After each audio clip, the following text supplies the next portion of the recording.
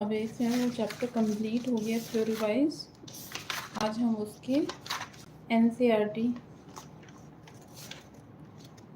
Questions के solution discuss करेंगे।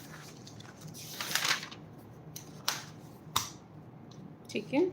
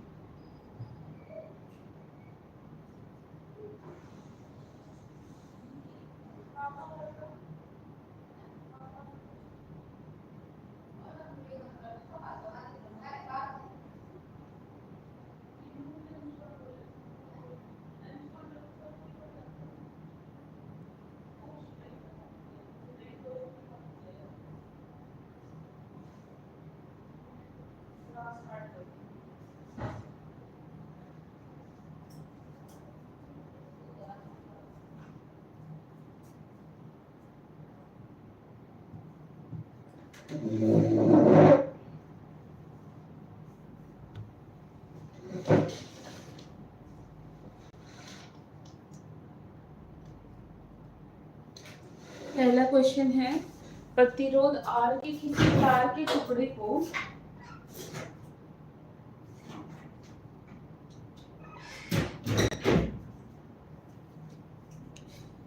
प्रतिरोध R के किसी टुकड़े को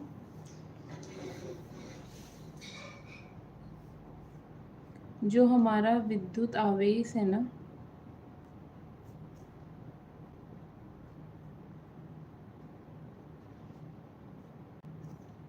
उसके ये क्या है बेटा, एनसीईआरटी क्वेश्चंस डिस्कस करेंगे जितने भी हैं। जो बीच में इन टेक्स्ट वाले क्वेश्चन है वो भी डिस्कस करेंगे, और जो बाद में है एक्सरसाइज के क्वेश्चन है वो भी डिस्कस करेंगे। तो जो हमारा प्रश्न पहला है वो क्या कहता है बेटा,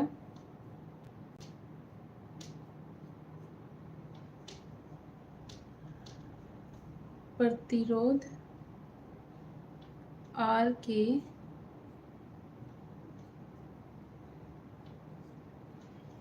किसी तार के टुकड़े को 5 बराबर भागों में काटा जाता है। 5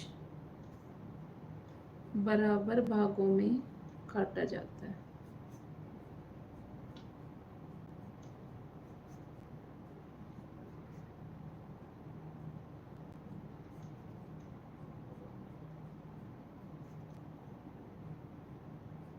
फिर इन टुकड़े को क्या कर दिया जाता है, समानांतर क्रम में संयोजित कर दिया जाता है।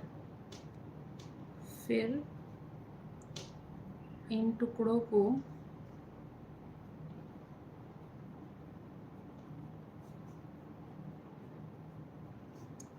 समानांतर क्रम में संयोजित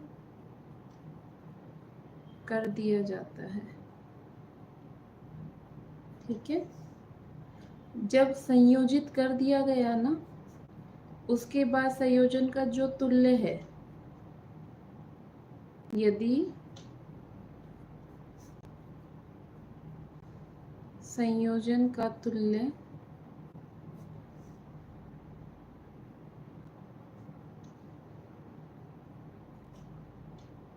प्रतिरोध R है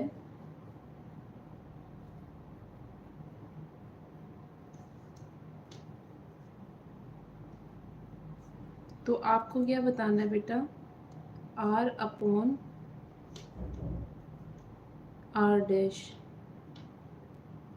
अनुपात का मान क्या है।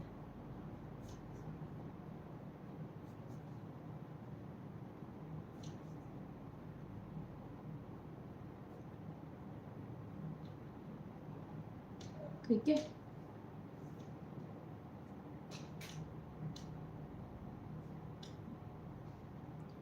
क्वेश्चन पहले पढ़ो। आपके पास एक प्रतिरोध R के किसी तार का टुकड़ा है, ठीक है, आपके पास क्या है बेटा, एक तार का टुकड़ा है।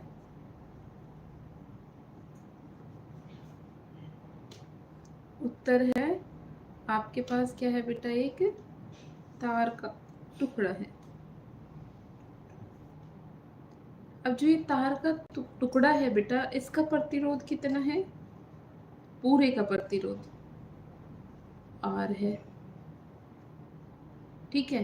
अब इसी का क्या कर दिया बेटा, 5 बराबर हिस्से कर दिए। जो यही तार है ना, इसके कितने हिस्से कर दिए, 5 भाग कर दिए। कितने भाग कर दिए बेटा, 5 भाग कर दिए। जब हम 5 भाग किए ना इसका, 1 2 3 4 5, जब हमने इसके 5 भाग किए ना बेटा, फिर इस संयोजन को हमने किस में जोड़ा, इस संयोजन को हमने जोड़ा किसमें, किसमें जोड़ा बेटा, पार्श्व क्रम में जोड़ा, समानांतर श्रेणी में जोड़ा। और जब उसका तुल्य किया ना, तो कितना आया, जो टोटल प्रतिरोध है वो R डैश आया। तो हमें क्या बताना है, जो ये प्रतिरोध था R वो, और जो ये प्रतिरोध था R डैश ये, उन दोनों का क्या बताना है बेटा, अनुपात बताना है। तो एक बात बताओ, अगर ये R है तो इस छोटे से हिस्से का जो रेजिस्टेंस हुआ वो कितना हुआ बेटा, R अपॉन 5 हो गया। इसका भी कितना हो गया, R अपॉन 5, इसका भी R अपॉन 5, क्योंकि बराबर हिस्सों में किया है ना, R अपॉन 5, R अपॉन 5, ऐसे ही हुआ ना। यहाँ तक क्लियर है। मतलब जो नया प्रतिरोध है ना एक टुकड़े का, नया प्रतिरोध कितना बन रहा है बेटा, नया प्रतिरोध बन रहा है एक टुकड़े का बन रहा है वो R अपॉन 5। कितना बन रहा है बेटा, R अपॉन 5। यही R1 का हो जाएगा, यही R2 का भी हो जाएगा, 5 टुकड़े हुए ना बेटा, यही R3 का हो जाएगा, यही R4 का हो जाएगा, और यही आपका R5 का हो जाएगा। क्लियर है। ये सारे प्रतिरोध जो होंगे वो किसके इक्वल आएंगे बेटा, R अपॉन 5 के इक्वल आएंगे। क्लियर है। अब ये कहता है कि जो ये R अपॉन 5 है ना पांचों के, ये किस में जोड़े गए हैं बेटा, पार्श्व क्रम में जोड़े गए हैं। तो जब पार्श्व क्रम में जोड़ेंगे तो पार्श्व क्रम का जो सूत्र होता है वो क्या होता है, पार्श्व क्रम का जो सूत्र होता है वो क्या होता है बेटा, 1 अपॉन RP 1 अपॉन R1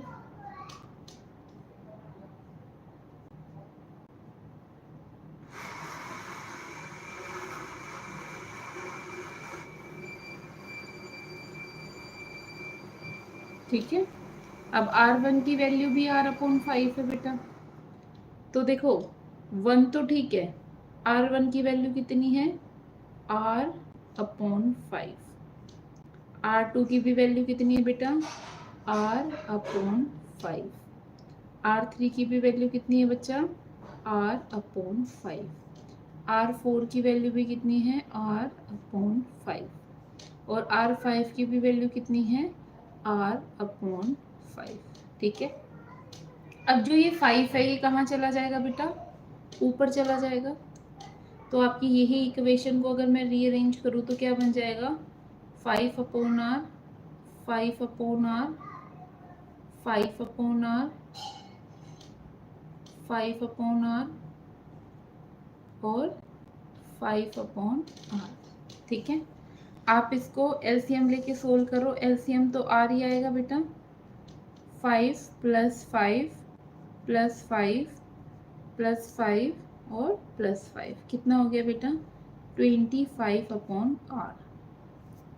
ये तो किसकी वैल्यू आई है आपकी 1/rp की वैल्यू आई है। ठीक है, हमने समानांतर क्रम में जोड़ा है ना बेटा 1/rp की वैल्यू आई है। हमें चाहिए किसकी वैल्यू rp की वैल्यू चाहिए, तो इसका क्या हो जाएगा रेसिप्रोकल हो जाएगा। rp मतलब जो न्यू r डैश आया है वो कितना आया बेटा r/25। अब हमें फाइंड आउट क्या करना है, हमें क्या फाइंड आउट करना है बेटा, एक तो r का अनुपात और एक r डैश का अनुपात। तो इधर देखो r का अनुपात तो कितना हो गया बेटा, r का अनुपात मतलब r तो स्टार्टिंग में था ही। ठीक है, r डैश कितना है आपका, r डैश कितना है बेटा r/25। तो 25 कहाँ चला जाएगा ऊपर चला जाएगा, इससे ये क्या हो जाएगा कैंसिल हो जाएगा। 25/1 मतलब कितना आया 25/1 आंसर आया।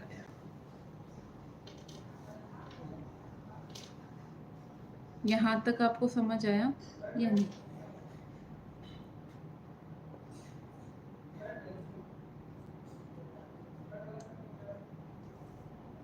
ठीक है, क्या कहता है फिर से सुनो, हमारे पास एक तार का टुकड़ा था बेटा, उसका प्रतिरोध था R।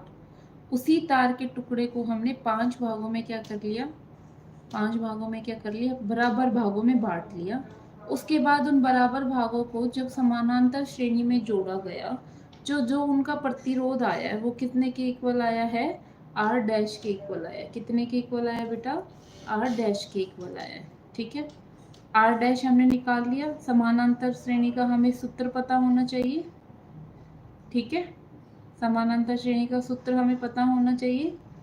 उसके बाद हमारे पास r की वैल्यू है, r डैश की वैल्यू है, फिर हमें लास्ट में क्या करना है बेटा इन दोनों का रेशियो निकालना है।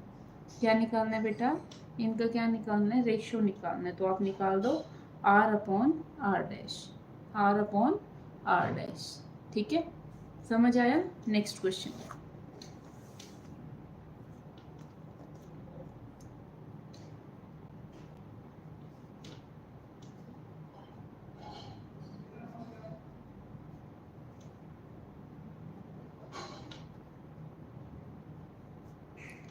निम्न में से कौन सा पद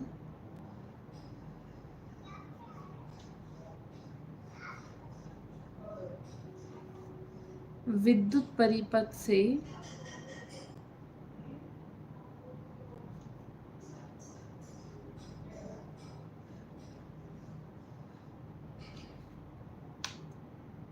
विद्युत परिपथ में विद्युत शक्ति को हाँ जी पापा, विद्युत शक्ति को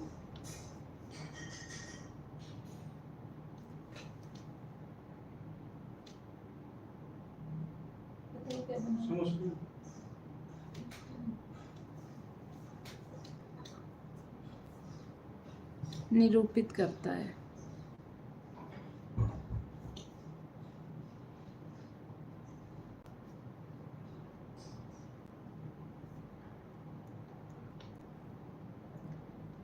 सबसे पहला है आपका I²R, B है आपका IR², C है आपका VI और D है आपका V²/R। ठीक है, आपको ये बताना है कि इसमें जो विद्युत शक्ति है उसको कौन निरूपित कर रहा है। अभी लास्ट में ही हमने ये फॉर्मूला पढ़ा था कि P किसके इक्वल होता है VI के इक्वल होता है। P किसके इक्वल होता है बेटा VI के इक्वल है। तो आपका कौन सा आंसर सही हो जाएगा,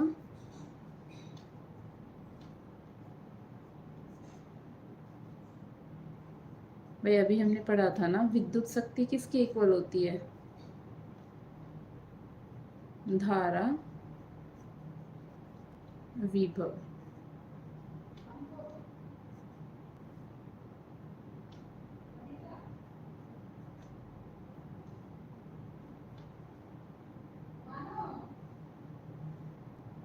ठीक है। अब हमें ये भी पता है कि V किसके इक्वल होता है, IR के इक्वल।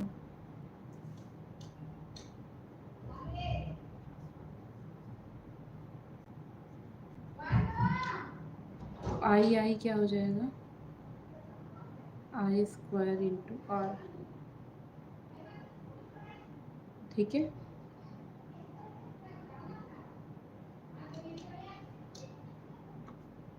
अब मुझे ये बताओ, ओम्स लॉ से I किसके इक्वल होता है, V/R के भी इक्वल होता है। तो P है, इसको हम ये लिख सकते हैं I इंटू R। एक I की वैल्यू कितनी आई है, V/R आई है, into I into R। R से R क्या हो जाएगा, कैंसिल। तो ये क्या बच गया आपका, VI भी बच गया।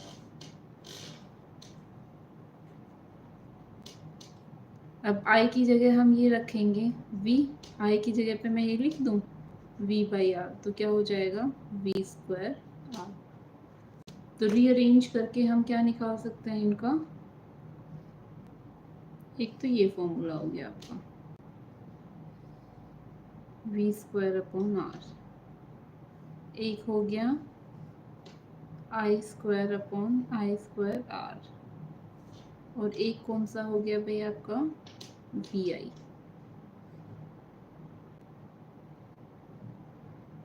क्या हो गया, VI। तो आप मुझे ये बताओ कि इसमें कौन सा फॉर्मूला दिया हुआ है, I²R दिया हुआ है, I²R।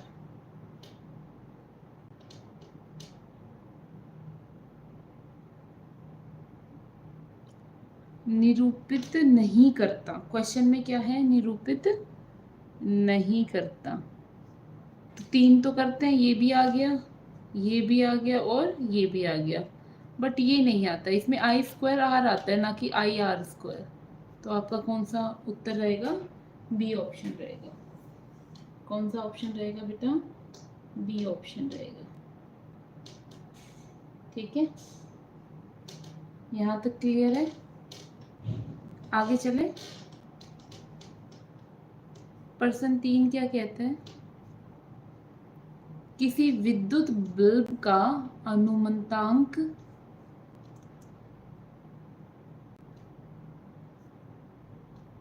किसी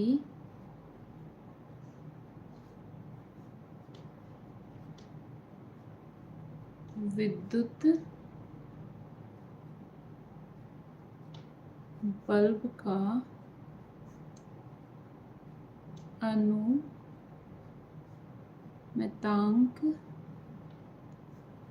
220 वोल्ट और 100 वोल्ट है। ठीक है, जब इसे 110 वोल्ट पर प्रचालित करते हैं, जब हम क्या करते हैं इसको 110 वोल्ट पर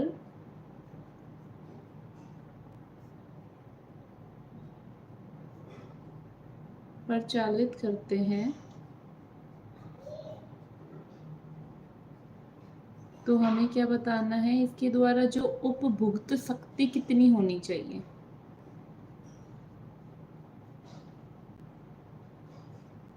इसके द्वारा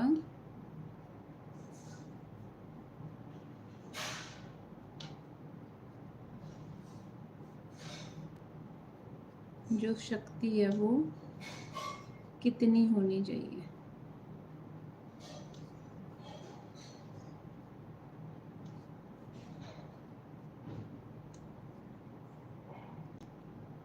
अब विभवांतर कितना दे रखा है बच्चा, विभवांतर कितना दे रखा है 220, उसके लिए शक्ति कितनी है 100 वोल्ट। गिवन क्या क्या वो लिखो आप,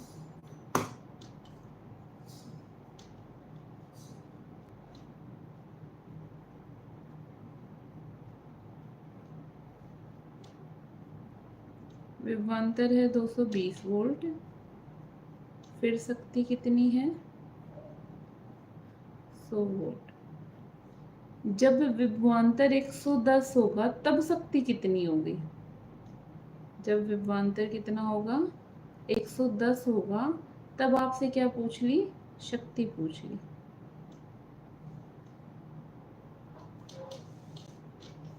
समझ गए? तो आपको कौन सा फॉर्मूला लगेगा शक्ति का? शक्ति के 3 फॉर्मूले होते हैं, यहाँ देखो। एक होता है VI, एक होता है V²/R, एक होता है हमारे पास I²R। तो भाई I का तो कोई मतलब ही नहीं है, क्योंकि धारा तो दे ही नहीं रखी। जब धारा ही नहीं दे रखी तो ना तो ये वाला फॉर्मूला लग सकता है और ना ही ये वाला फॉर्मूला लग सकता है। लगेगा कौन सा? V²/R। कौन सा लगेगा? V²/R।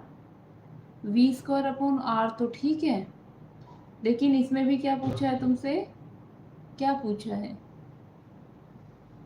ये फॉर्मूले क्लियर याद है या नहीं है, ये बताओ पहले तो। शक्ति पूछी है ना, शक्ति पूछी है मतलब पावर पूछ ली।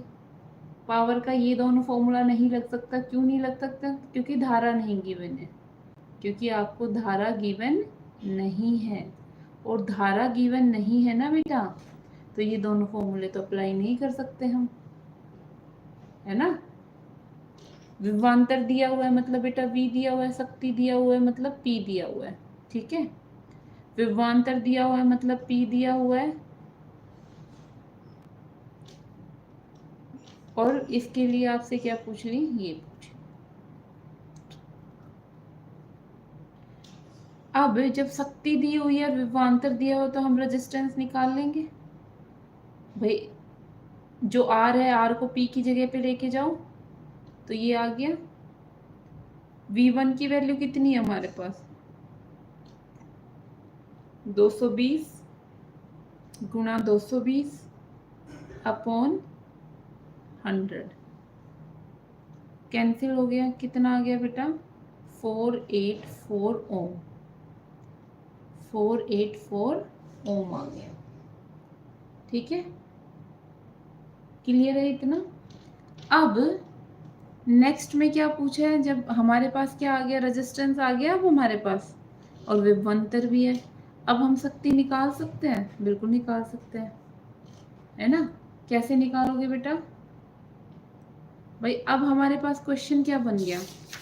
अब हमारे पास जो क्वेश्चन बना है ना, वो ऐसे बन गया कि क्या है, हमारे पास एक परिपथ है, उसमें हमने क्या किया? 110 वोल्ट की ये दे दी। यहाँ पे क्या लगाया बेटा? एक बल्ब लगाया है, और जो वो बल्ब है ना, उसका जो रेजिस्टेंस है, प्रतिरोध है, वो कितना है? 484 है, ठीक है। तो फिर उसके लिए हमें क्या बतानी है? शक्ति बतानी है। तो V की वैल्यू कितनी है? 110 है, और R कितना आया है? 484 आया है। तो ये जब इससे करोगे आप, तो 21 और 21 की गुणा करोगे तो 121, 2 जीरो, और इसको जब 4 8 4 से भाग करोगे तो कितना आएगा बेटा? 25 वोट आएगा, क्योंकि पावर पूछी है ना, तो यहाँ पे क्या आएगा? वोट आएगा। क्या आएगा बच्चा? वोट। क्लियर है? यहाँ तक क्लियर है? अगला प्रश्न देखो। अगला प्रश्न कहता है, प्रश्न 4 कहता है आपको, 2 चालक तार है। 2 क्या है? चालक तार है।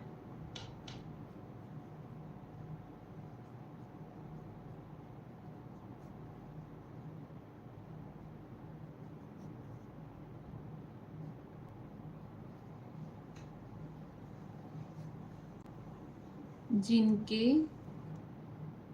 पदार्थ लंबाई तथा व्यास क्या है? समान है।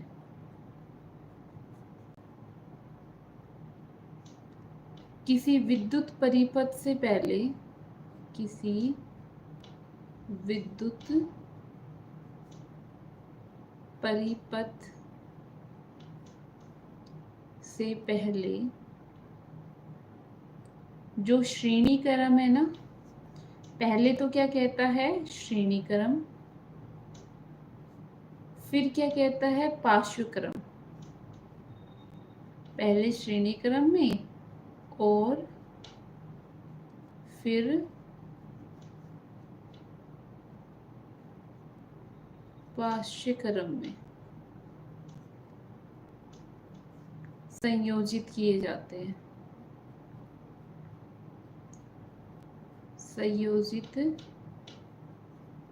किए जाते हैं।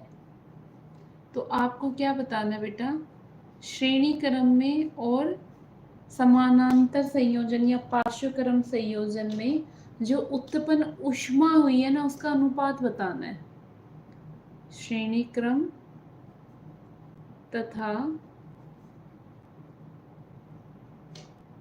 पार्श्व क्रम संयोजन में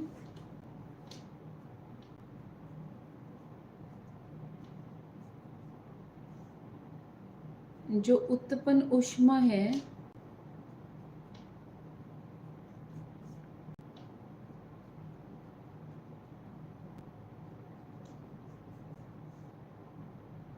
का अनुपात क्या होगा।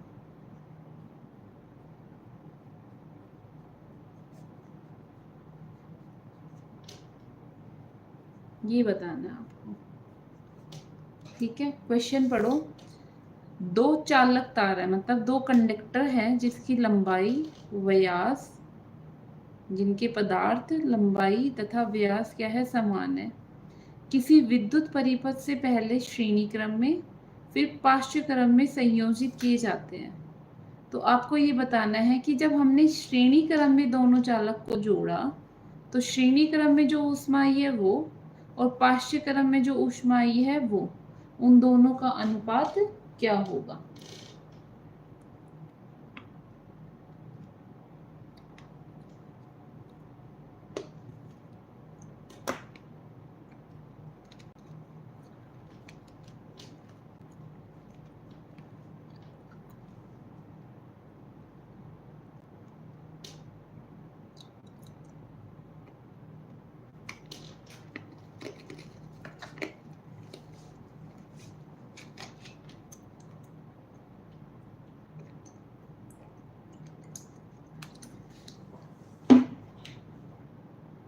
बेटा एक जो तार है, चालक तार, उसका नाम रख लिया ए बी, रेजिस्टेंस है आर। एक रख लिया सी, एक रख लिया डी, इसका नाम भी क्या है, आर। ठीक है। तो श्रेणी क्रम में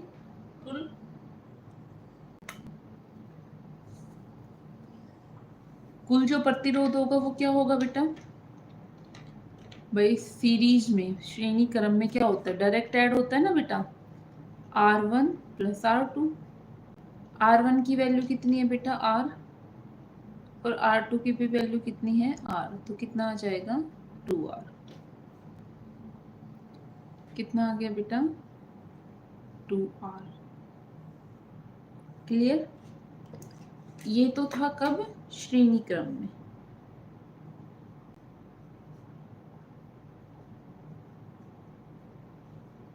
और पार्श्व क्रम में क्या होगा,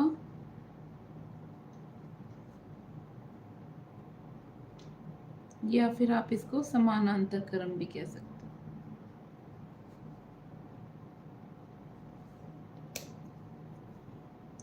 क्या होता है बेटा, 1/RP हो जाता है, 1/R1 प्लस 1/R2। 1/R1 की वैल्यू कितनी है बेटा, R। 1/R2 की भी वैल्यू कितनी है, R। तो R क्या आ जाएगा बेटा, एलसीएम 1 प्लस 1 कितना हो जाएगा, 2/R।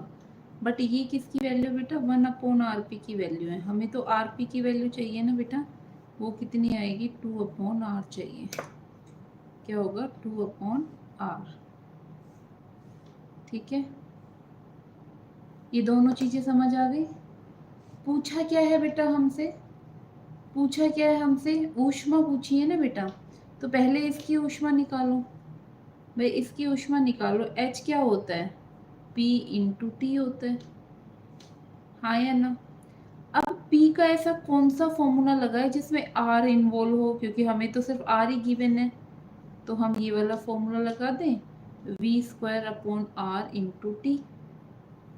ठीक है, जनरल फॉर्मूला आ गया ना, v² इंटू टी।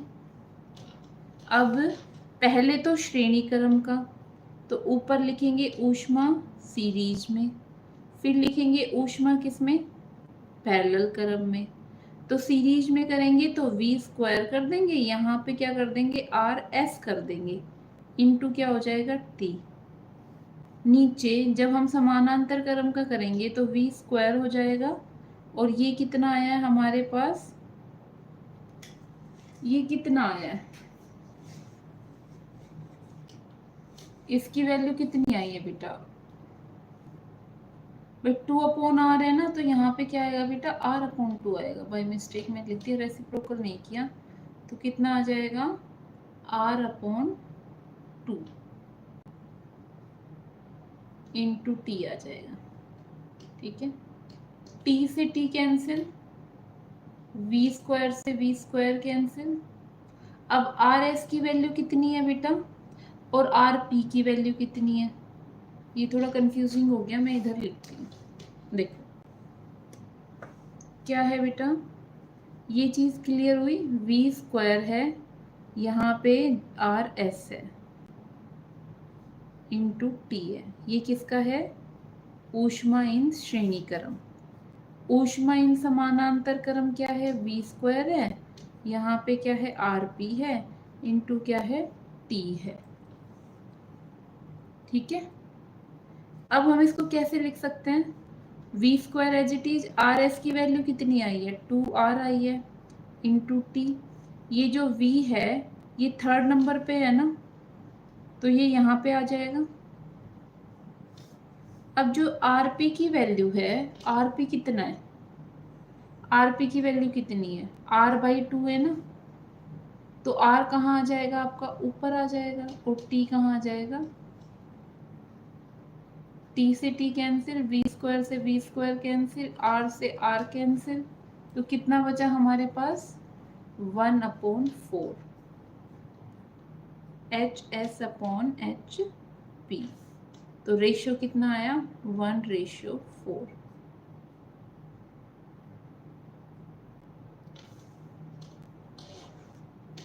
ठीक है, पहले क्या किया हमने, दो चालक तार थे, ठीक है, जो दो चालक तार थे ना बेटा हमारे, हेलो प्रोमिला बेटा, आप मुझे फोन करोगे,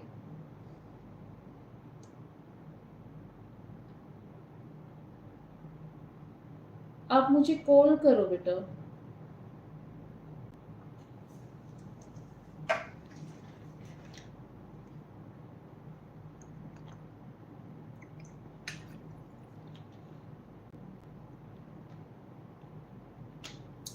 इलेवेंथ की क्लास होगी बेटा 1 जुलाई से।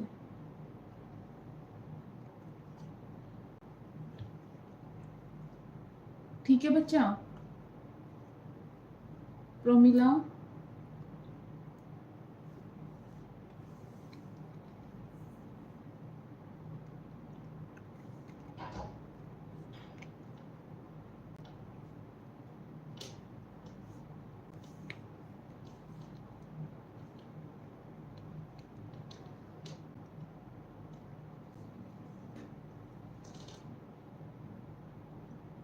बेटा आप मुझे एक बार कॉल करो।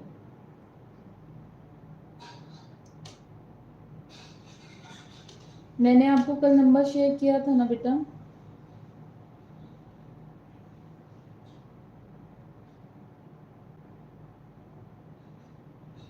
हाँ, तो मुझे एक बार कॉल करो प्लीज।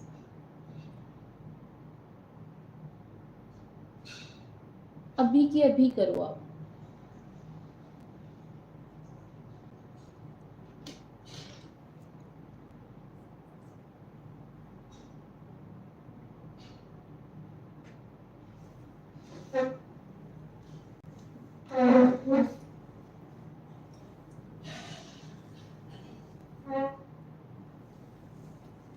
बेटा क्योंकि 11 का मैं आपको बहुत बार बता चुकी हूँ कि जैसे ये जो कंटेंट है ना, ये मेरे पास ऑलरेडी प्रिपेयर रखा है, इसलिए मैं इतना टाइम निकाल पाती हूँ कि जो रेडी कंटेंट है ना, उसकी मैंने क्या ले ली, क्लास ले ली। लेकिन जो 11th क्लास का कंटेंट है ना बेटा, वो मुझे क्या करना पड़ेगा, रेडी करना पड़ेगा, इसलिए थोड़ा डिले हो रहा है।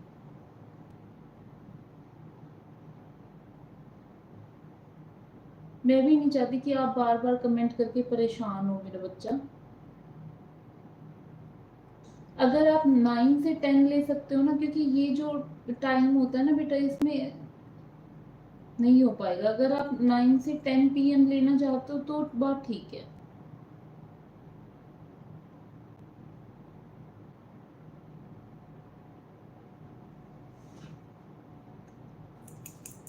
बस मैं इसलिए कह रही हूँ खोल के कि उसमें यूं है कि आप इतना वेट नहीं करोगे, मैं रिसेंटली आपको रिप्लाई कर दूँ बस, और कोई कंसर्न नहीं है मेरा उस चीज को लेके ना बेटा, पोल को लेके।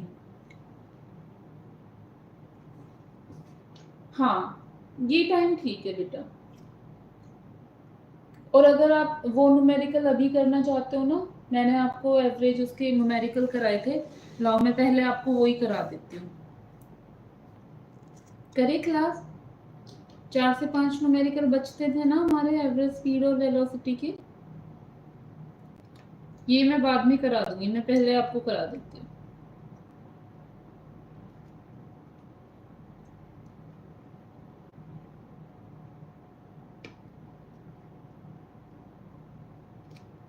ठीक है,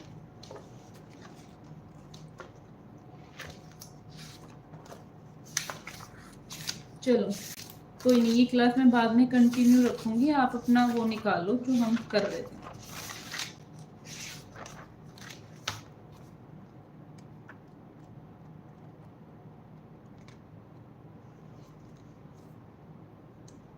ठीक है बच्चा, यहाँ तक हमने कर लिया था। प्रोमिला देखो बेटा, ये वाला न्यूमेरिकल क्लियर हो गया था आपका। ए मैन गोज,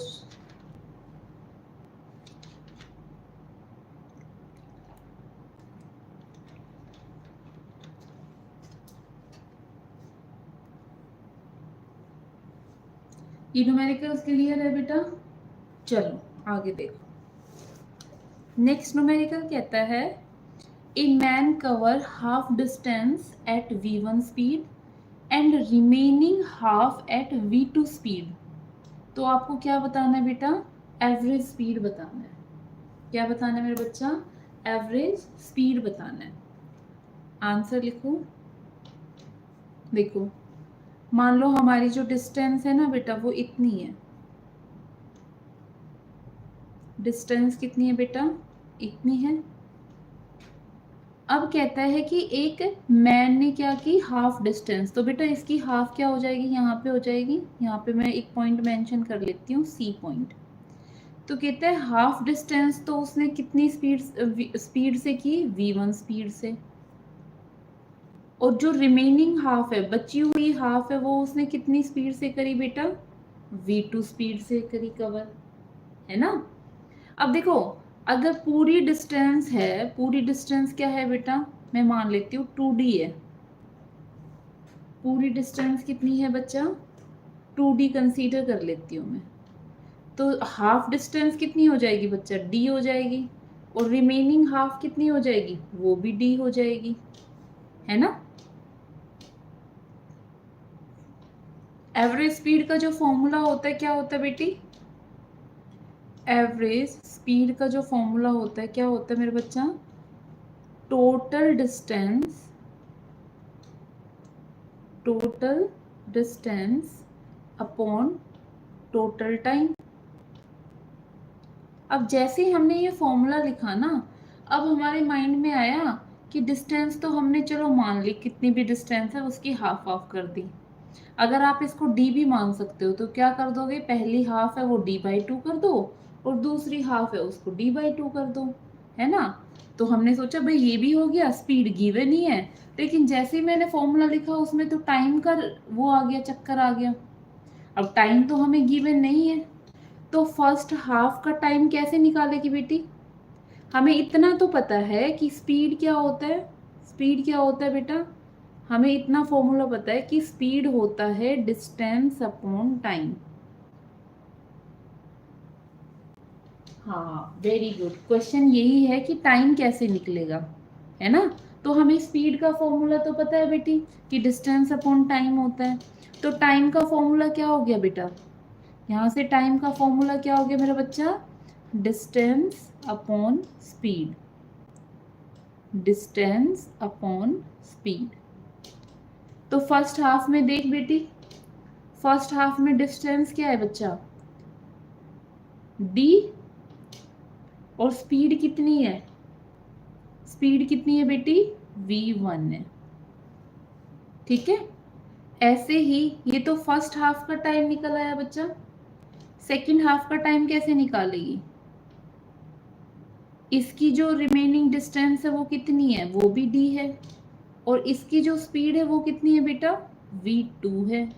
तो आ गया मेरे पास t1 भी आ गया और मेरे पास t2 भी आ गया।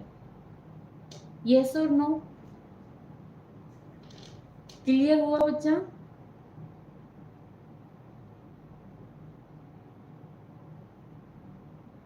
बेटा क्लियर हुआ ये, टाइम t1 कैसे आया t, हाँ जी ठीक है।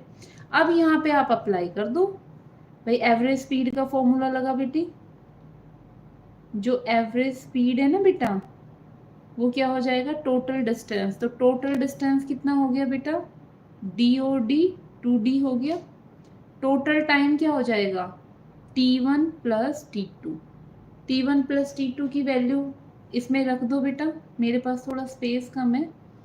2d अपॉन t1 की वैल्यू तो कितनी है बेटा, d upon v1 plus d upon v2।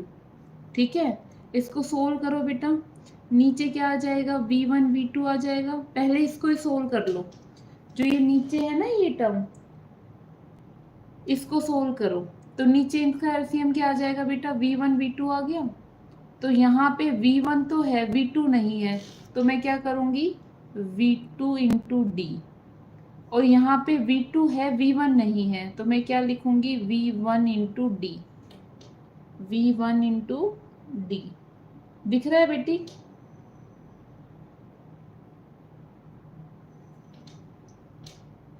Very good, d v2 plus d v1। ये तो नीचे वाले जो सोल्व किया वो है। ऊपर क्या है हमारे पास, ऊपर 2d भी है, ऊपर क्या है बेटी 2d भी है। तो जो 2d है ना उसके पास क्या चला जाएगा मेरा बच्चा, v1 और v2 कहाँ चला जाएगा, ऊपर चला जाएगा। तो जो फाइनल रिजल्ट है वो आप लिख लेना बेटा, फाइनल रिजल्ट क्या आएगा, 2d into v1 v2 upon में d v2 plus d v1। मेरे पास थोड़ा स्पेस कम है। ठीक है, नेक्स्ट क्वेश्चन करें।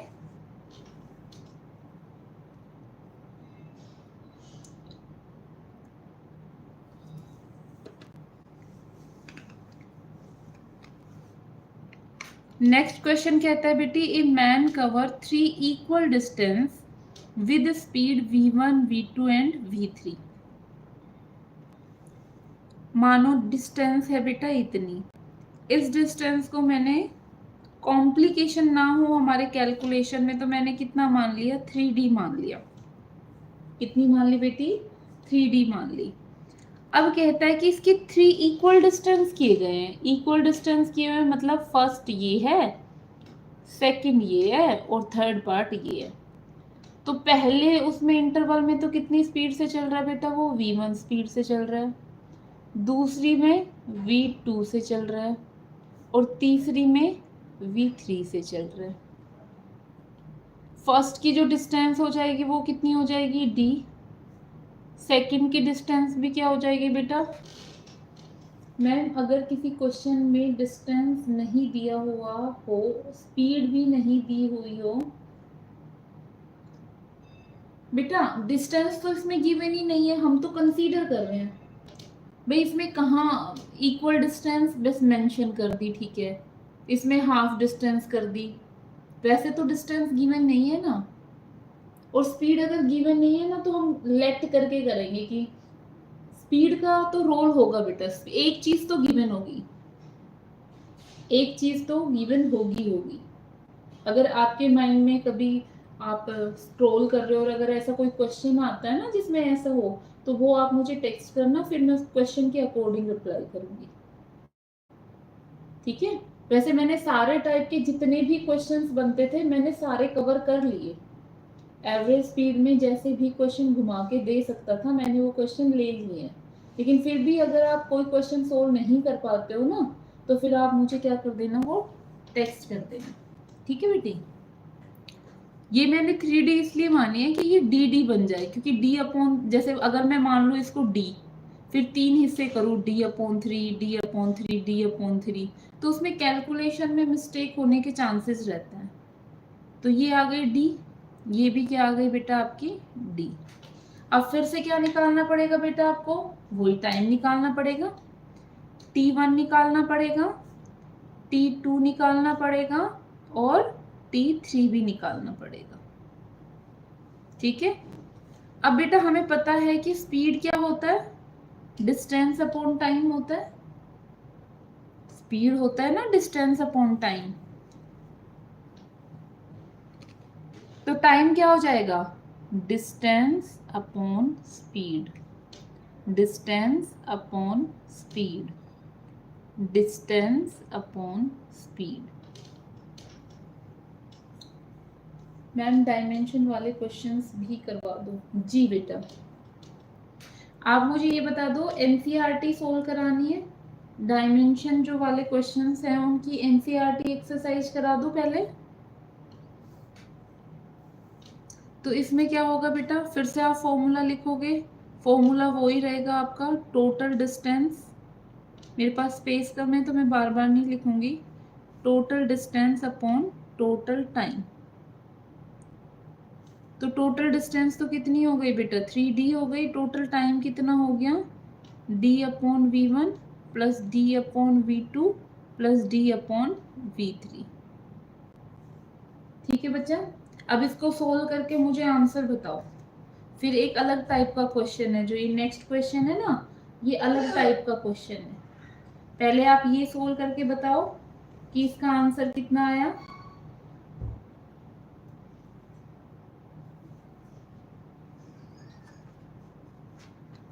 करके बताओ बेटा, एनसीईआरटी वाले भी एक्स्ट्रा भी सोल्व करवा दो मैम।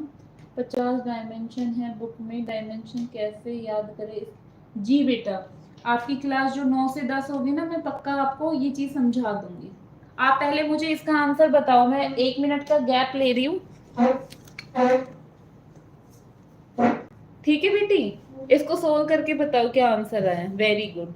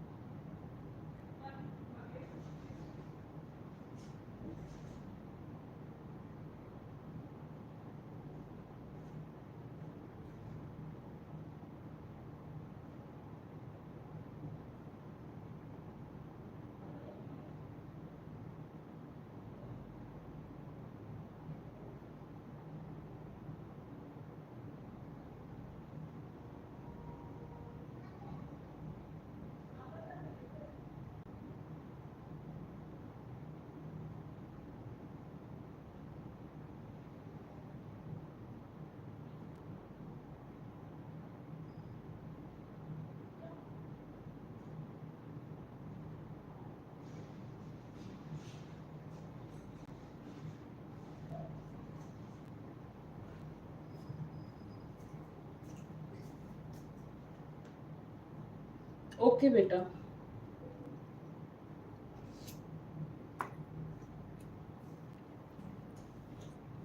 मैं ये क्लासेस बाद में करा दूंगी। मुझे नहीं पता था आप इतने एक्साइटेड हो बेटा पढ़ने के लिए। ऐसा है ना बेटा, तो मैं पहले आपकी क्लास ही कराया करूंगी 9 से 10, मेरी 9 से 11 हो जाए, मुझे कोई दिक्कत नहीं है।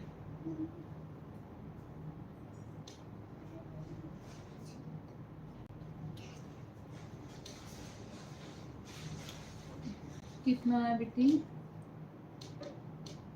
हाँ, ये तो बेटा है आपका टोटल 3D।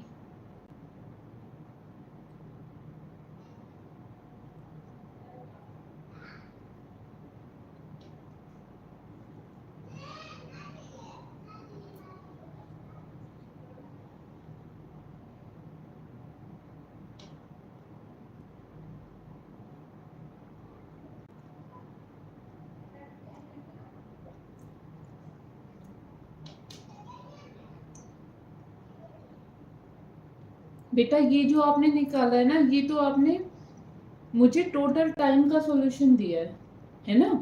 जब एवरेज स्पीड करोगे ना बेटा, तो ये आपने बिल्कुल सही निकाला है। ये आपने एलसीएम लेके टोटल टाइम सोल्व कर दिया। अब क्या करोगे, ऊपर 3D और लिखोगे, क्योंकि total distance upon total time है ना बेटी?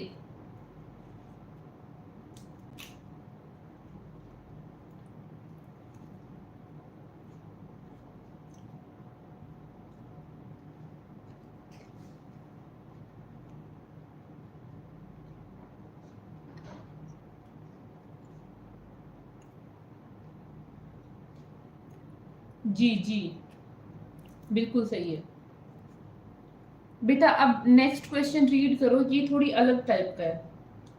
बस मैं एक सेकंड में अपना लंच खत्म कर लेती हूँ, आप ये देखो।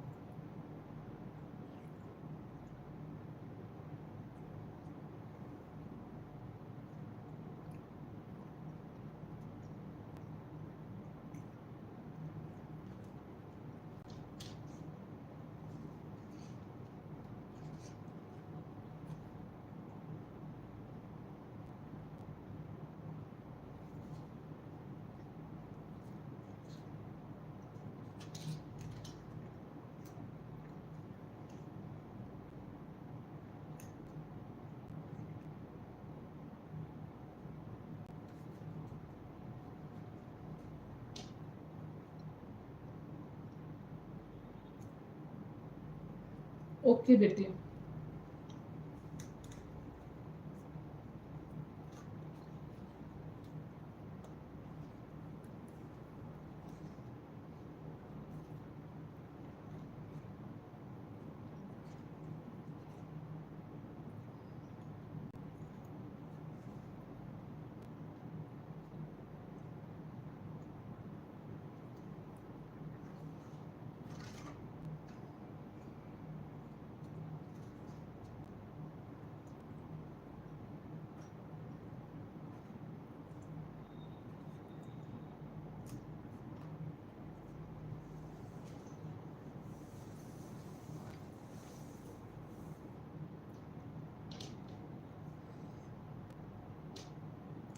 इसमें कहते हैं बेटी, आप सोल्व करो। ए man cover half distance with speed v and remaining half with speed. इसमें थोड़ा सा ट्विस्ट और थोड़ा सा अलग यही है कि पहले तो क्या कर रहे थे बेटा, पहली स्पीड v1 से बता दी, दूसरी v2 से बता दी। अब क्या कर दिया कि पहली v से, लेकिन जो रिमेनिंग हाफ है ना, उसमें भी दो स्पीड, जो दो स्पीड है ना वो इन्वॉल्व कर दी with equal interval of time. तो टाइम क्या रख दिया बेटा, इक्वल रख दिया ना, तो हम स्पीड अलग अलग है, तो v1 इंटू टी करेंगे और v2 इंटू टी करेंगे। बस यही ट्विस्ट है इसमें। यहां से कंबाइन टाइम आएगा, फिर यहां से क्या आएगा बेटी, ये कि कंबाइन टाइम आएगा। फिर हम क्या कर देंगे, total speed upon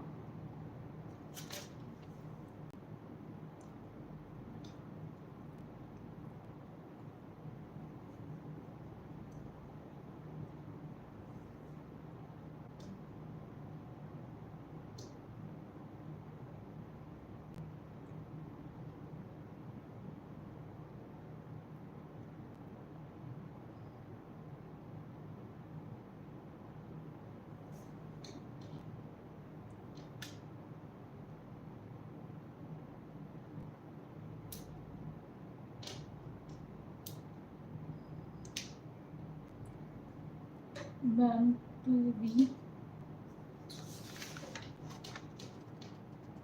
two V v1 plus v2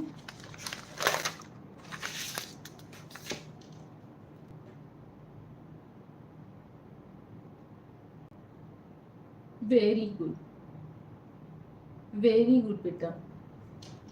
अब नेक्स्ट क्वेश्चन देखो बेटा, इसको इसका सा हल्का सा हमने एक स्टेप और बढ़ा दिया हार्ड उसमें ना। कहता है a bus cover half distance at speed v, ठीक है, and remaining half at speed v1 for 1/3 time and v2 for 2/3 time. हमें क्या बताना है बेटा? एवरेज स्पीड बतानी है। क्या कह रहा है बेटा? कहता है हमारे पास एक डिस्टेंस है जो कि 2d डिस्टेंस है, तो जो पहली हाफ डिस्टेंस है ना बेटा, उसको तो हमने v स्पीड से कवर कर लिया, ठीक है। और जो रिमेनिंग हाफ है ना बेटी, रिमेनिंग हाफ है, उसमें रिमेनिंग हाफ में अब जैसे आप यहाँ पे आ गए हाफ डिस्टेंस कवर करके, अब जब आप चल रहे हो ना, तो अपने टाइम का आपने 1/3, जैसे मान लो आपने ये t टाइम में कवर की, तो टाइम का 1/3 मतलब t/3, वो तो किस स्पीड से कवर किया बेटा? v1 स्पीड से। मैम इसमें एवरेज स्पीड का फॉर्मूला लगेगा टोटल डिस्टेंस, हाँ वो ठीक है बेटा, वो ही, क्योंकि उसी के कर रहे हैं ना हम। ये हल्का सा ट्विस्ट था कि टोटल टाइम इसमें t मान लो आप, है ना, तो टाइम का 1/3 तो क्या किया उसने? v1 से कवर किया, और 2/3 किससे किया बेटा? v2 स्पीड से कवर किया। तब जाके क्या बनी है आपकी? टोटल डिस्टेंस बनी है। क्या बनी है बेटी? टोटल डिस्टेंस बनी है, ठीक है। इसमें भी फिर क्या आ जाएगा आपका? कंबाइंड टाइम ही आएगा, जैसे इसमें आया था आपका कंबाइंड टाइम। तो जो ये टोटल डिस्टेंस है ना बेटी, पीछे वाली रिमेनिंग हाफ, रिमेनिंग जो हाफ डिस्टेंस है, रिमेनिंग हाफ जो डिस्टेंस है ना बेटी, वो किसके इक्वल हो गई बच्चा? डिस्टेंस क्या हो जाएगा आपका?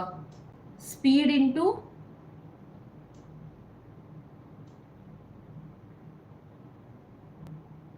स्पीड इनटू टाइम हो गया ना बेटी। तो पूरी जो ये डिस्टेंस है मैं ये निकाल रही हूँ, तो speed into time plus speed into time, तो इसका लिखो बेटा v1 into t/3 v2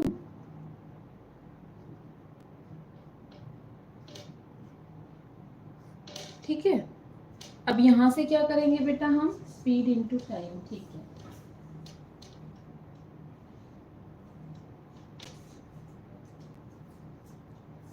speed into time, यहां से t की वैल्यू निकाल के बताओ बेटा।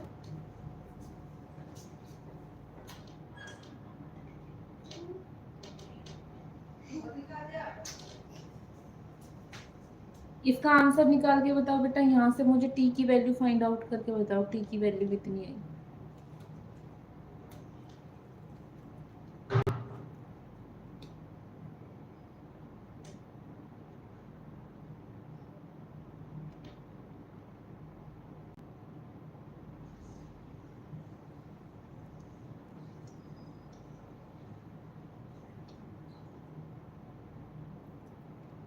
ओके बेटा, ओके।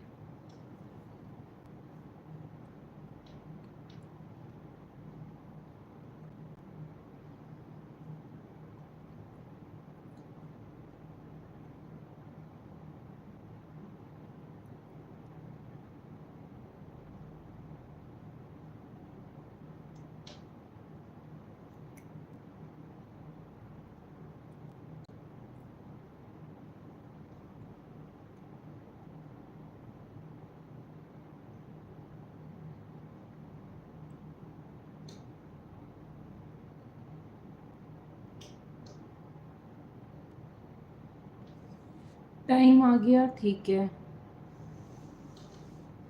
अब आपका एवरेज स्पीड ये आना चाहिए बेटा।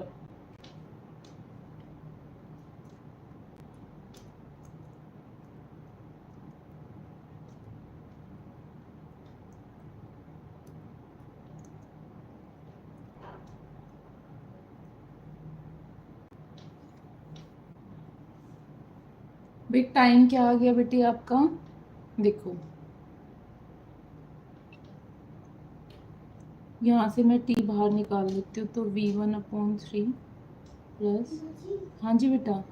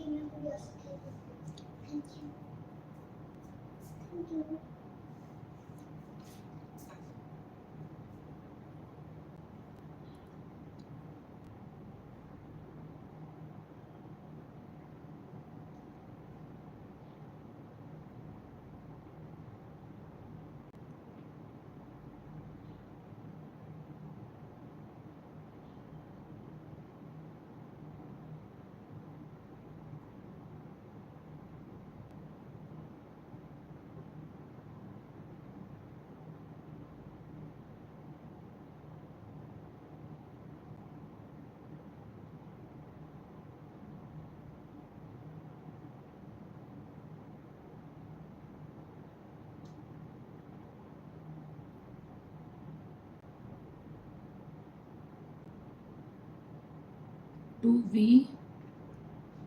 V1 प्लस 2V2, हाँ जी बेटा, यही आंसर है मेरा बच्चा, यही आंसर है,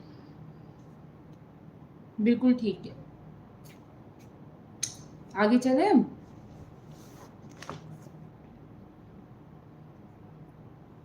ये भी सेम क्वेश्चन है, हल्का सा ही वो है, बस आपको तो वो समझ ही आ गया कि लॉजिक क्या है। ठीक है बेटी, क्योंकि आज मैंने थंबनेल वो अपलोड कर रखा है ना, तो मैं वो वाली क्लास कंप्लीट करती हूँ। कल मैं आपकी क्लास 9 से 10 ले लूंगी, ठीक है। फिर यूं है कि ऐसा नहीं है कि 10 बजे तक ही लूंगी, जब तक यूं है आपका इंटरेस्ट है मैं आपकी क्लास लेती रहूंगी, चाहे 10 बज जाए, चाहे 11, चाहे 12, आज कोई दिक्कत नहीं है, ठीक है। अभी मैं अपनी क्लास कंटिन्यू कर लूं।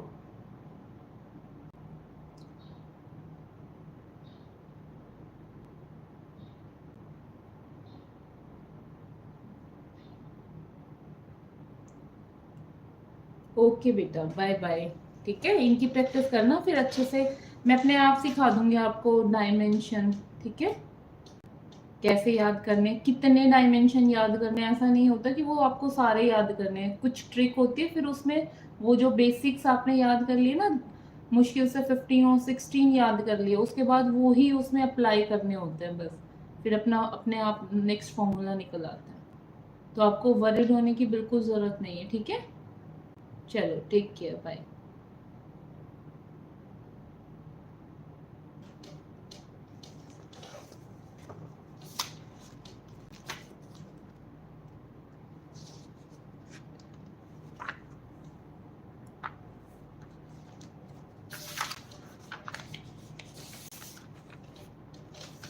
हमारा जो 5वां क्वेश्चन है वो क्या कहता है,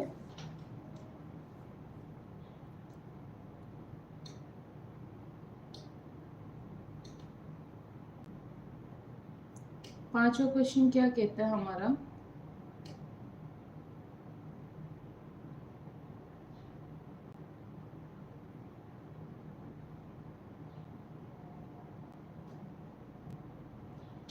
हमारे पास एक डायग्राम दिया हुआ है, आप अपने डायग्राम को एक बार बुक में मेंशन करना, उसमें बोला गया है किसी विद्युत परिपथ में दो बिंदुओं के बीच विभवांतर मापने के लिए वोल्ट मीटर को किस प्रकार संयोजित किया जाता है ना, किस प्रकार संयोजित किया जाता है, तो ये मैंने आपको थ्योरी में भी कराया था।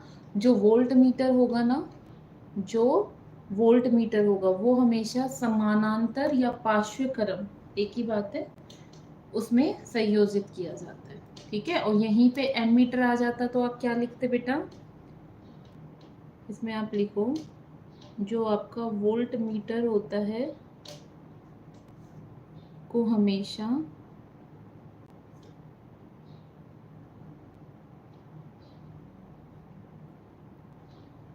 समानांतर क्रम में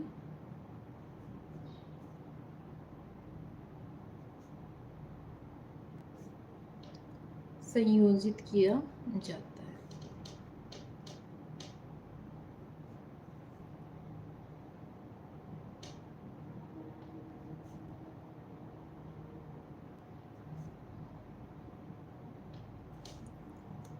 ठीक है, नेक्स्ट क्वेश्चन है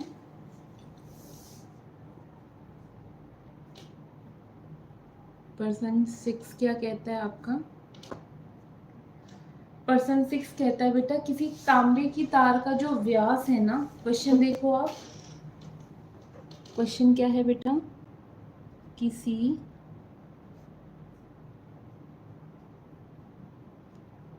तांबे, मैंने सीरीज से कराया है, अगर आप अपनी बुक खोल के क्वेश्चंस देखोगे ना, आपको ऐसा नहीं है कि एक क्वेश्चन कहाँ कहाँ ऐसे मिलेगा।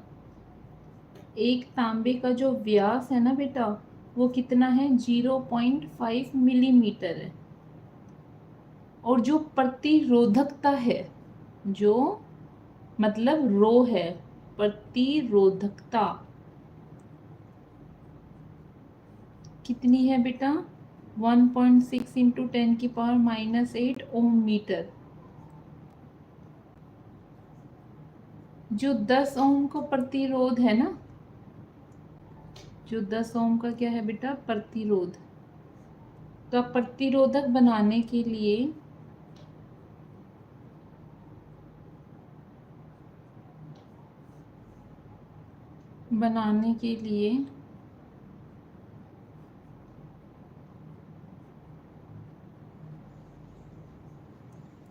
कितने लंबे तारों की आवश्यकता होगी? कितने लंबे तारों की आवश्यकता होगी?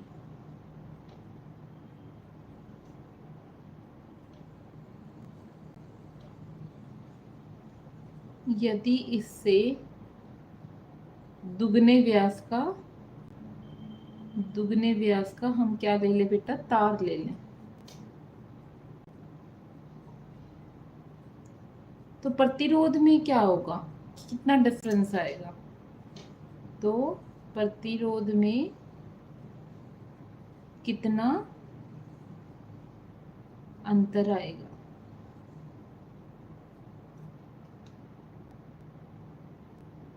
क्वेश्चन को एक बार ध्यान से पढ़ो। मैम सर यूनिट से याद करा रहे थे, जैसे फोर्स की यूनिट केजी मीटर्स पर सेकेंड स्क्वायर होती है, तो उसका डायमेंशन। हाँ बेटा, ऐसे ही याद करो, उससे इजी पड़ेगा आपको, है ना? मैं अपने आप करा दूंगी।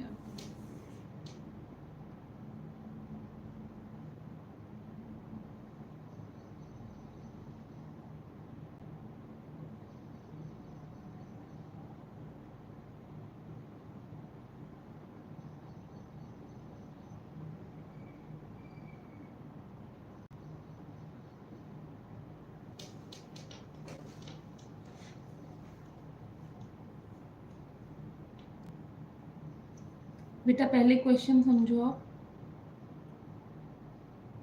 क्वेश्चन कहता है किसी तांबे के तार का जो व्यास है ना, वो कितना है? 0.5 मिलीमीटर है। जो उसकी प्रतिरोधकता है, मतलब जो रो है, वो क्या है बेटा? इतनी है। अब कहता है 10 ओम प्रतिरोध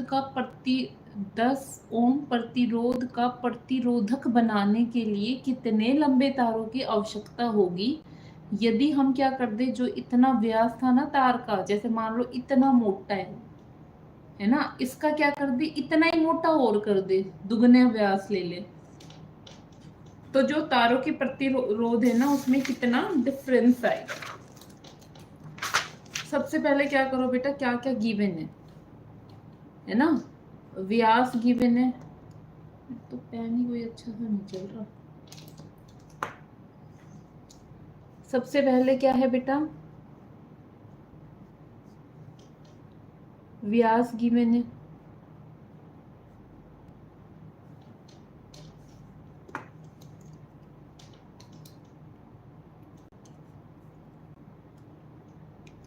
व्यास कितना गिवन है बेटा, 0.5 mm। mm मतलब बेटा मिलीमीटर, मिलीमीटर मतलब बेटा 10⁻³ 10⁻³ मीटर। 10 अगर -3 है, उसको अगर मैं +3 बनाना चाहूँ बेटा, तो 10⁻³ को क्या भेज दूंगी, नीचे भेज दूंगी, तो 0.5 अपॉन क्या आ जाएगा, 1000 आ जाएगा। ठीक है। और अगर मैं इसको लिखूं, मतलब मेरा व्यास कितना है बेटा, 0.005 मीटर। क्लियर है इतना। उसके बाद बेटा आपको क्या दे दिया, प्रतिरोध दे दिया 10 ओम का, है ना।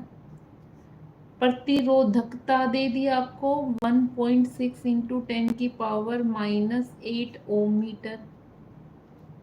ठीक है। आपसे क्या पूछ ली बेटा, कितने लंबाई कितनी होगी, है ना, तो आपको एल निकालना पड़ेगा। उसके लिए आपको ये फॉर्मूला पता होना चाहिए कि जो मेरा आर होता है ना, वो क्या होता है, रो एल बाई ए होता है। तो इससे अगर मैं एल का फॉर्मूला निकालूंगा तो क्या होगा भाई, आर, ये ए क्या है, भाग में, इधर जाके क्या हो जाएगा, मल्टीप्लाई, और ये गुणा में है, ये क्या हो जाएगा, भाग में। तो फॉर्मूला बना आपका ये, एल का फॉर्मूला क्या बना बेटा, R upon rho into A, R upon rho into A बना। ठीक है। अब आर की वैल्यू कितनी है बेटा, 10। एरिया कैसे निकालोगे, एरिया जैसे तार है, तार कैसे उसमें है, सर्कल की फॉर्म में है ना, स्फीयर है ना, उसका एरिया कितना होता है, πr² होता है। भाई तार की शेप में है, स्फीयर की शेप में ही है ना, और स्फीयर का एरिया कितना होता है, πr² होता है। तो पाई आर क्या हो जाएगा, डायामीटर का हाफ, डायामीटर का हाफ कर दो, उसका क्या कर दो, स्क्वायर कर दो। नीचे क्या है, रो है, 1.6 इंटू 10⁻⁻8 हो जाएगा। क्लियर है। अब बस आपको क्या करना है, वैल्यू पुट करनी है।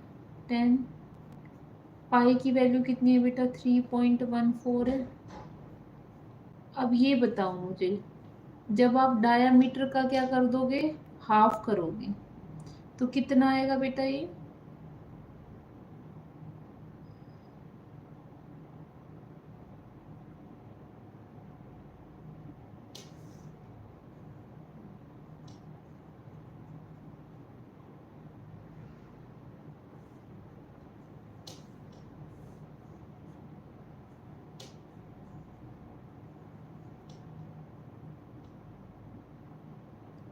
हाफ कर दिया बेटा, इसका क्या है, स्क्वायर है।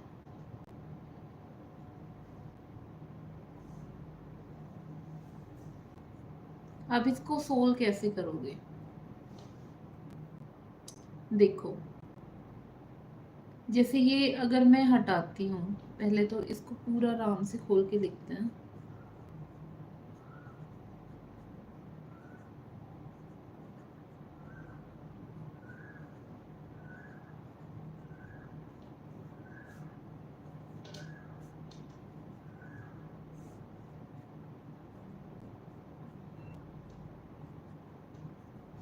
ठीक है।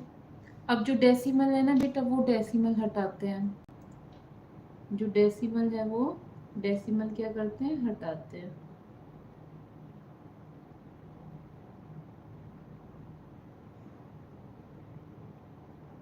किसकी क्लास, 11th की या 10th की,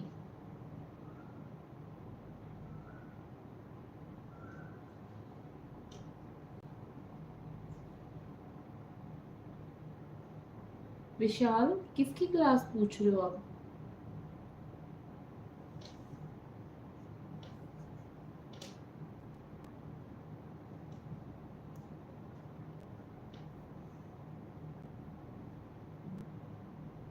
अब क्या करेंगे, अब जो डेसिमल है ना वो हटाते हैं हम, बिल्कुल छोटे बच्चों की तरह करा रही हूँ ताकि आप एक बार कैलकुलेशन करना सीख जाओ। डेसिमल का ये हटाऊंगी तो नीचे कितना आ जाएगा, 10 आ जाएगा। अब एक डेसिमल हटाऊंगी तो ऊपर क्या आ जाएगा, 10। और यहाँ से 2 डेसिमल हटाऊंगी तो नीचे कितना आ जाएगा, 100, 16, 10 की पावर -8। अब यहाँ पे मैं सिर्फ क्या लिखूंगी, 5 लिखूंगी। 1 2 3, 3 डेसिमल नीचे तो 3 जीरो, 3 डेसिमल है तो 3 जीरो। यहाँ पे भी क्या लिखूंगी मैं, 5 लिखूंगी। 2 इंटू 2 क्या हो जाएगा, एक 4 और लिखा जाएगा। ठीक है, अब देखो, एक जीरो से एक जीरो कैंसिल, एक जीरो से एक जीरो कैंसिल। ठीक है, अब देखो 1 2 3 4 5 6, ये 6 है ना बेटा। 10 की पावर जो 6 है वो प्लस की है और 10 की पावर -8 है वो माइनस की है। जब बेस सेम है तो पावर क्या हो जाती है, ऐड हो जाती है। तो जब -8 में प्लस की 6 पावर ऐड होगी तो कितनी बचेगी, -2 बचेगी। और -2 जब ऊपर जाएगा तो +2 हो जाएगा। कितना हो जाएगा बेटा, +2 हो जाएगा।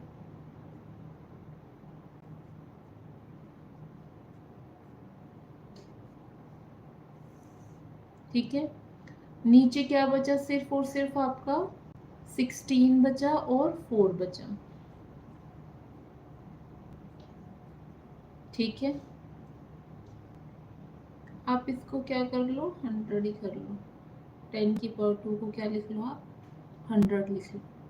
समझ आया ना, ये क्या हो जाएगी, 10 की पावर 6 हो जाएगी। मैं यहाँ पे मेंशन भी कर देती हूँ कि 10 की पावर -8 गुना 10 की पावर +6, तो क्या हुआ आपका 10 की पावर -2 हुआ, जो कि ऊपर जाएगा तो ये 1 में है ना, ऊपर जाएगा तो 10 की पावर कितनी हो जाएगी, ये +2 हो जाएगी। ठीक है बेटा, अब जब आप इसको सोल्व करोगे ना तो आपका आंसर कितना आएगा, आपको क्या करना है, कैलकुलेटर करके क्या करना बेटा, आप इसको डिवाइड करोगे तो आपका आएगा 122.72 मीटर। ठीक है, क्लियर है इतना।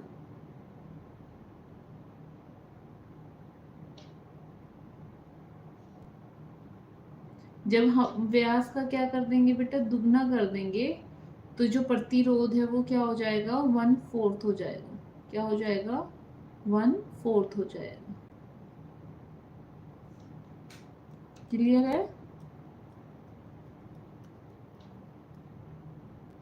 क्योंकि डी का क्या करोगे, स्क्वायर करोगे ना, तो आप यहाँ पे लिख भी देना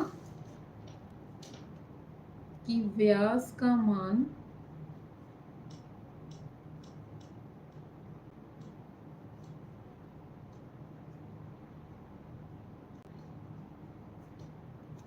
दोगुना करने पर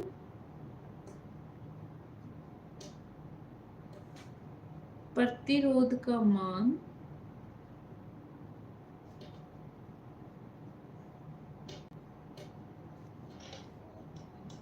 1/4 हो जाएगा।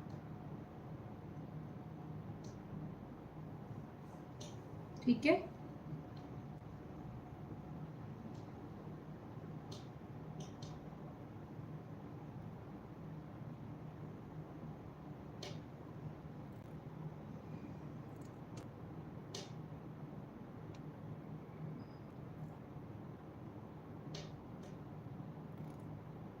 क्लियर है, आगे चले।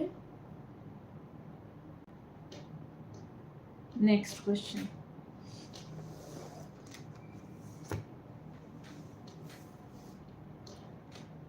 Person number 7।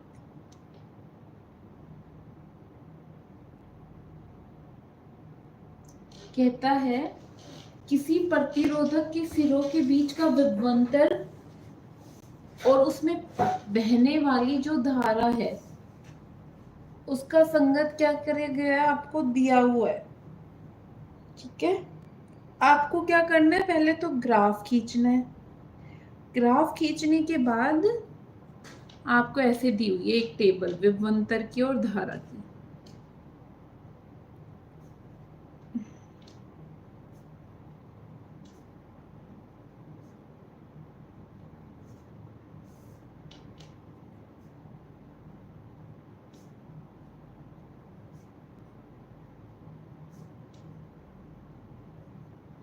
ठीक है, पहले तो आपको क्या करना है, ग्राफ खींचना है।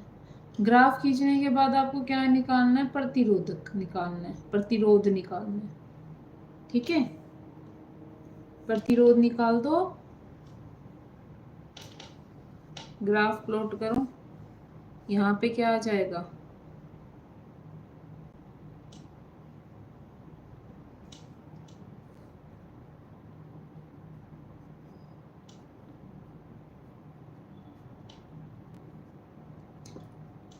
ठीक है। अब यहाँ पे 0,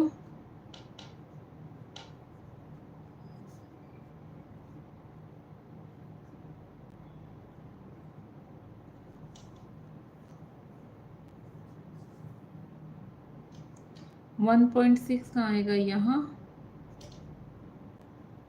0.5, 1.0, 2.0, 3.0, 4.0। तो 1.6 पे कितना आ रहा है बेटा, ये आया। 3.4 पे कितना आया,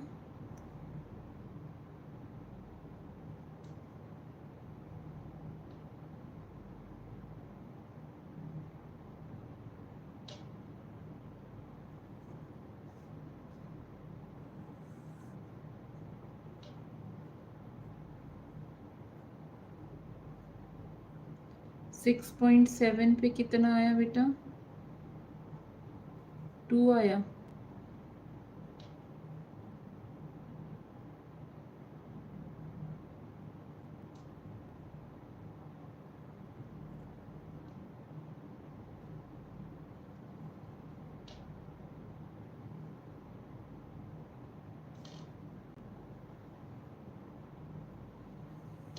ग्राफ कैसा आया बेटा, स्ट्रेट लाइन आया।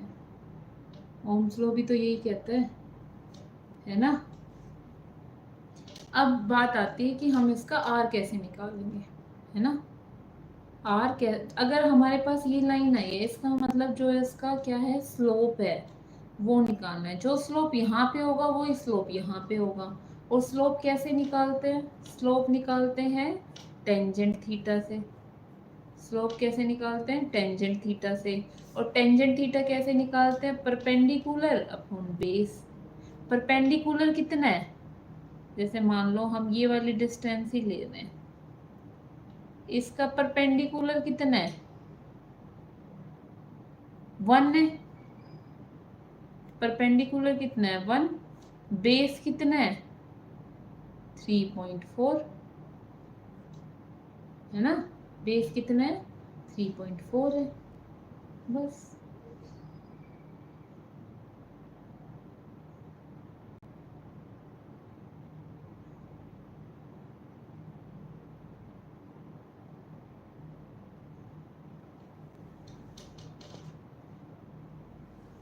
लेकिन हमें अगर 2 पॉइंट गिवन है, उसके बीच में हमें ये निकालना है ना, तो हम क्या करेंगे, P किस पे है, परपेंडिकुलर, पता चलेगा जब हम y एक्सिस के पास जाएंगे। तो 2 पॉइंट को माइनस कर दोगे, नीचे भी 2 पॉइंट को क्या कर दोगे, माइनस कर दोगे। क्योंकि अगर 1 पॉइंट गिवन होता तो हम ऐसे निकालते, लेकिन अगर 2 पॉइंट गिवन है तो ऐसे निकालेंगे। ठीक है,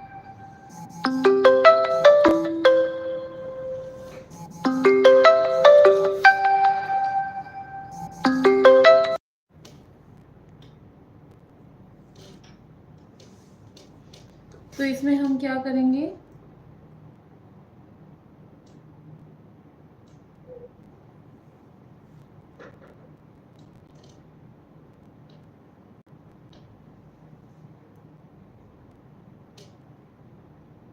ये जो हमारा पॉइंट है इसको हम, क्योंकि जो स्लोप यहाँ होगा वही स्लोप यहाँ पे भी होगा, है ना। स्लोप तो क्या रहेगा, सब जगह सेम ही रहेगा ना बेटा। तो यहाँ पे क्या आ जाएगा, a बी सी। तो यहाँ पे पॉइंट कितना है आपका 2, यहाँ पे पॉइंट कितना है 1, तो 2 माइनस 1, और यहाँ पे कितना है ये 6.7 है ना, माइनस 3.4। ठीक है, तो कितना आ जाएगा बेटा ये 1/, कैलकुलेट करके बताओ,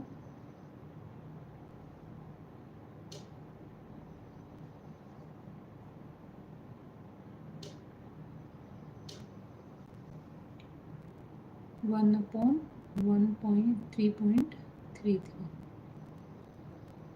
है ना।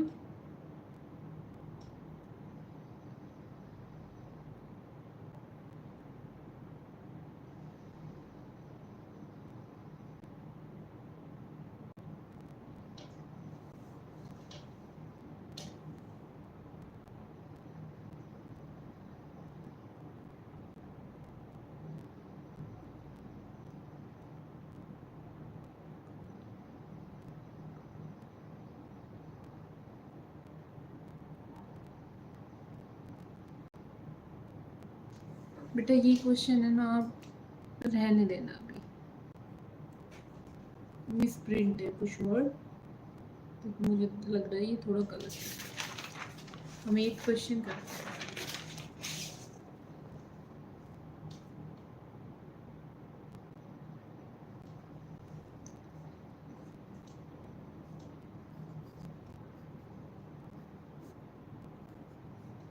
कहता है किसी अज्ञात प्रतिरोध के रोधकों के सिरे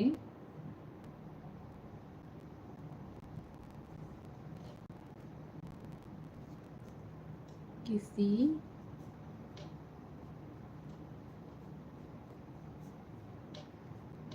अज्ञात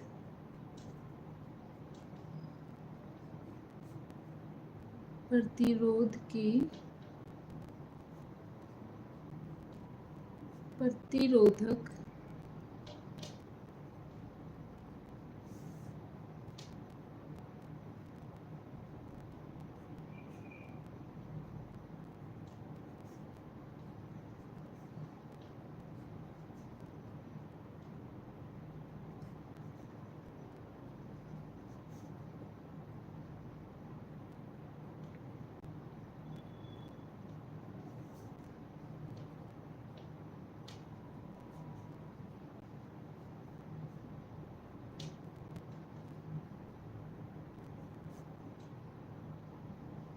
परिपथ में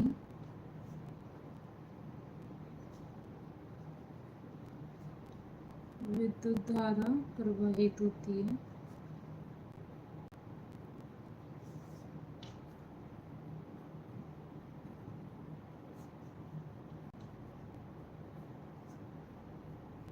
प्रतिरोधक का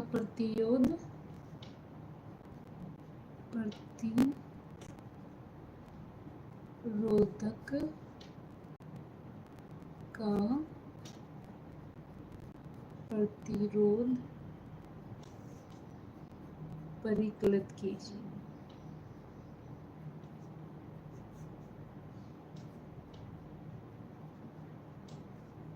क्वेश्चन पढ़ो।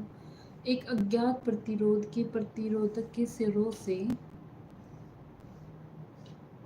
कितने वोल्ट की बैटरी लगा दी गई है भाई 12 वोल्ट की। ये अज्ञात है, हमें नहीं पता, हमने आर मान लिया। कितना करंट बह रहा है भाई 2.5 मिली एम्पियर करंट बह रहा है। अब भाई धारा मतलब है ना, धारा मिली मतलब अभी बताया था बेटा क्या होता है मिली, मिली होता है 10⁻³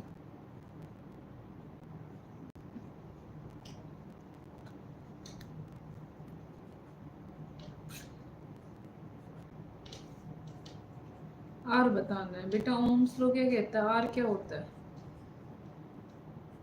V/I। V क्या होता है बेटा, क्या होता है मतलब विभवांतर होता है जो कि गिवन है 12। आई क्या है बेटा 2.5 इंटू 10⁻³ एम्पियर। एक तो बेटा इसको ऊपर भेज दो, +3 हो जाएगा, है ना। Ohm's law, V is equal to IR और R is equal to V/I। यही फॉर्मूला हमने यहाँ पे यूज किया। 10⁻³ को ऊपर भेजेंगे, 10⁻+3 इस डेसिमल को हटाएंगे तो क्या आ जाएगा बेटा 120, 10⁻³ और 5 4 कितना आ गया बेटा 5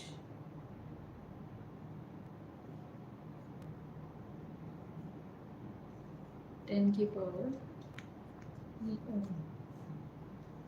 क्लियर है।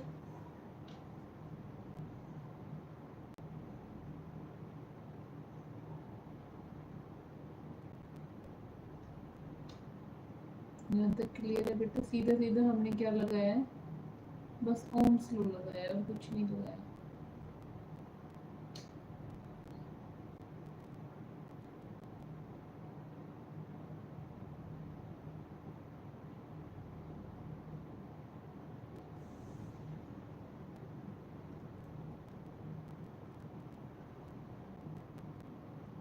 हम इसको ये भी लिख सकते हैं, 10⁻+3 क्या होता है बेटा, किलो होता है ना, तो 4.8 किलो भी कर सकते हैं। अगला क्वेश्चन देखो बेटा, पर्सन लो।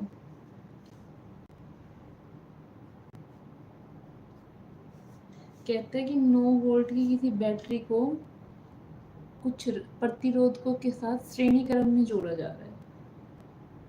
तो आपको ये बताना है कि 12 ओम के प्रतिरोधक से कितनी विद्युत धारा बहेगी। मतलब क्वेश्चन का डायग्राम बना के दिखा देते हो बेटा। मैं क्वेश्चन में कहा गया है कि आपके पास कितने प्रतिरोधक है, 1 2 3 4 और 5 प्रतिरोधक है बेटा। इसको श्रेणी क्रम में जोड़ा गया है और इसको कितनी बैटरी के साथ लगा दिया बेटा, 9 वोल्ट की बैटरी के साथ लगा दिया। और इन प्रतिरोधक की वैल्यू भी गिवन है। इसकी दी हुई है 2 ओम, इसकी दी हुई है 3 ओम, इसकी दी हुई है 4 ओम, इसकी दी हुई है 5 ओम और इसकी दी हुई है 12 ओम। क्वेश्चन पूछ लिया कि जो ये 12 ओम है ना, इस प्रतिरोधक से कितनी विद्युत धारा बहेगी, आई निकालना। अब आई तो जो इसमें से बहेगा वो इसमें से बहेगा। क्यों भाई, क्योंकि सारे किस में, श्रेणी क्रम में, और श्रेणी क्रम में जो धारा होती है वो तो होती है समान, और जो विभवांतर होता है वो क्या होता है भाई, असमान होता है। होता नहीं होता। लेकिन अगर यही चीज क्या कह देता कि किसमें है, पाश्य क्रम में है, तो फिर हमारी धारा क्या हो जाती, अलग हो जाती। धारा क्या हो जाती है बेटा, अलग हो जाती।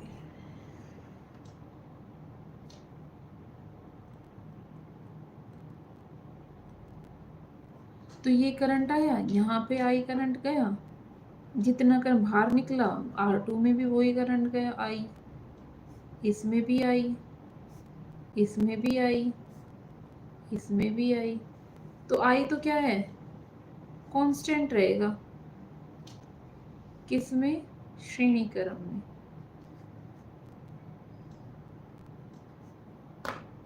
उत्तर देखो भाई, सीधा सीधा ओम्स लॉ लगा दो। ओम्स लॉ का नियम क्या कहता है,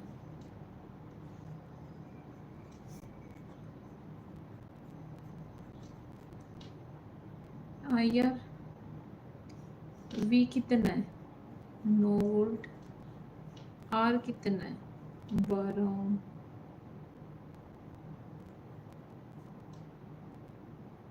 इसमें से पूछा है ना, तो पहले आई निकाल लो। लेकिन R क्या बताना है, एक सिंगल का पूछा है ना।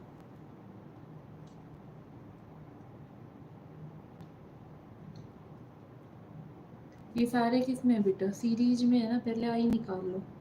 आई फाइंड आउट करने के लिए आपको क्या चाहिए, आई फाइंड आउट करने के लिए आपको V/R श्रेणी क्रम का जो टोटल रेजिस्टेंस आएगा, R1 plus R2 plus R3 plus R4 plus R5, तो V 2 जमा 3 जमा 4 जमा 5 जमा 12,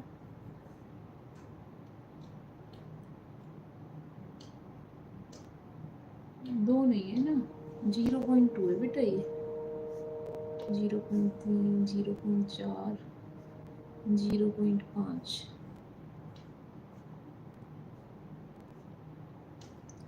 तो कितना आ गया बेटा ये आर इक्विवेलेंट कितना है आपका 13.4 ओम। ठीक है,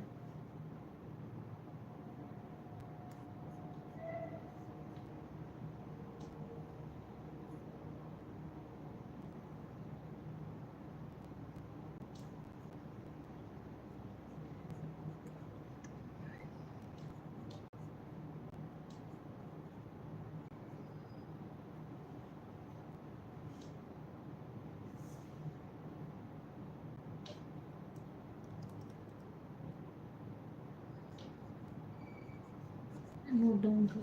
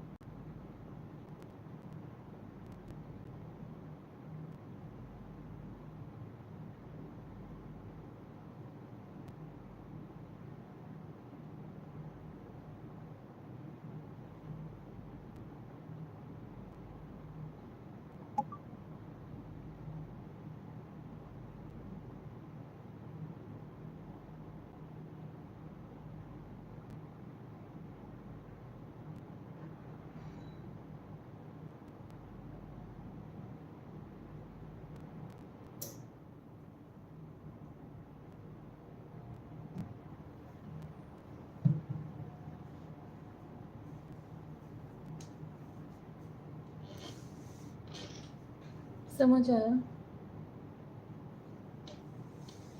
सिंपल, इसमें कुछ भी नहीं किया, बस आपको ये ध्यान रखना है कि क्या बोला गया हमारे पास, क्या है हमारे पास भाई, ऐसा अरेंजमेंट है श्रेणी क्रम में कि जो 5 हमारे प्रतिरोध लगे हुए हैं वो श्रेणी क्रम में लगे हुए हैं और किसके साथ लगे हुए हैं, 9 वोल्ट की बैटरी के साथ लगे हुए हैं। अब कंफ्यूज करने के लिए उसने सिर्फ किसमें पूछ लिया कि 12 ओम में से कितना करंट जाएगा। अब बच्चा सीधा, जिसको ये नहीं पता कि अगर ये श्रेणी क्रम में है, अगर ये किस में है, श्रेणी क्रम में है, तो जो करंट होगा ना, धारा होगी, वो सब में समान ही बहेगी। तो सीधा सीधा इसने हमसे क्या पूछा है, V दे दिया और R दे दिया और सीधा सीधा हमसे I पूछा है। बट R किस में दे दिया इसने, अलग अलग उसमें दे दिया। तो काम क्या है हमारा, सीरीज में पहले क्या निकालना है, श्रेणी क्रम में हमें पहले ये सूत्र लगाना है, सीधा सूत्र लगाने के बाद हमें सीधा क्या निकालना है, सीरीज में प्रतिरोध की वैल्यू निकालनी है। फिर जब हम आई धारा निकालेंगे ना, तो धारा की वैल्यू क्या होती है, विभवांतर अपॉन प्रतिरोधक, प्रतिरोध।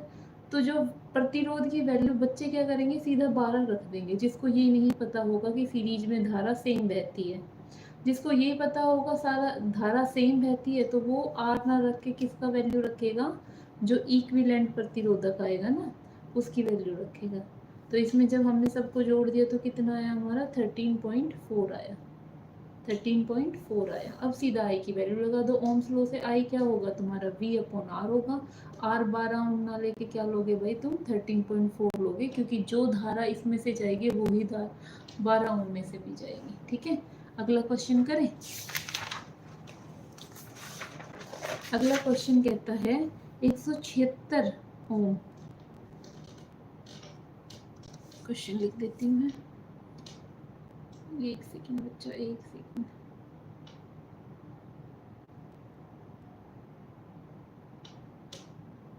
पर्सन 10,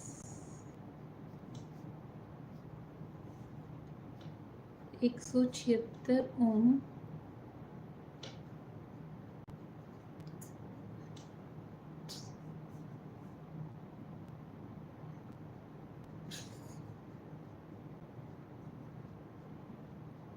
के कितने प्रतिरोध को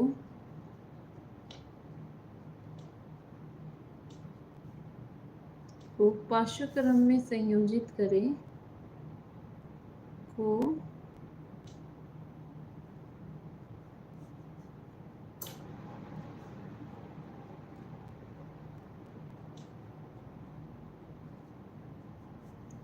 संयोजित करे कि 220 वोल्ट के विद्युत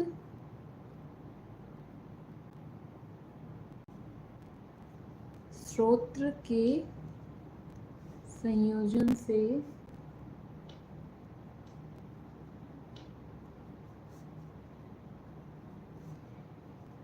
5 एम्पियर विद्युत धारा प्रवाहित हो।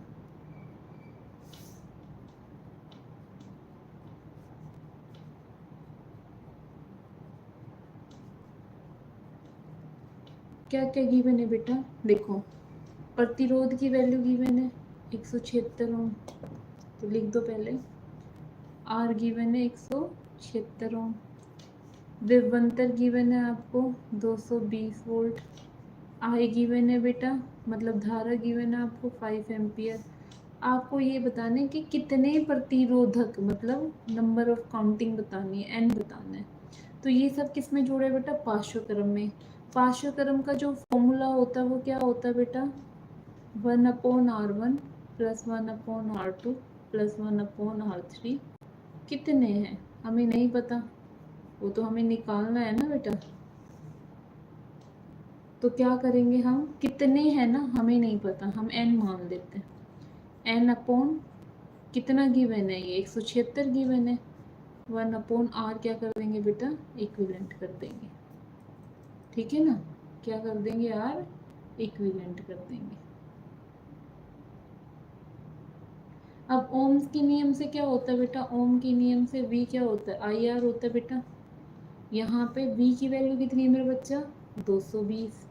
धारा की वैल्यू कितनी है बच्चा, 5। और आर क्या है आपका, आर क्या है बेटा, ये तो था 1/r, n/176, लेकिन आर क्या हो जाएगा, इसका रेसिप्रोकल करोगे तो 176/n हो जाएगा। एन की वैल्यू तो फाइंड आउट करनी है, ये इधर भाग में हो रहा है ना, इधर जाके आप इसको ऐसे कर दो, तो ये 220 इसकी जगह आ जाएगा 5 × 220। तो इससे ये कट करो, कितना आ जाएगा भाई तुम्हारा, 5 चौक 20, 5 चौक 20, मतलब आपको कितने कितने प्रतिरोधक जोड़ने पड़ेंगे भाई, 4।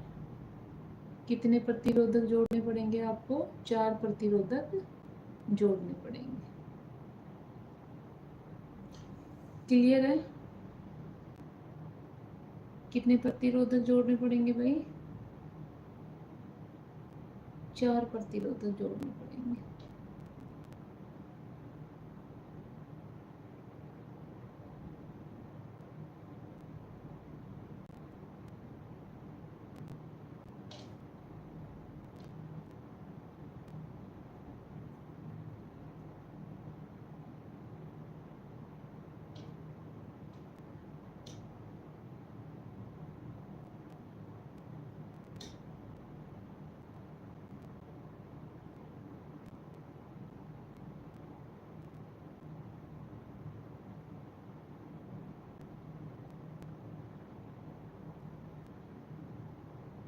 आगे चले,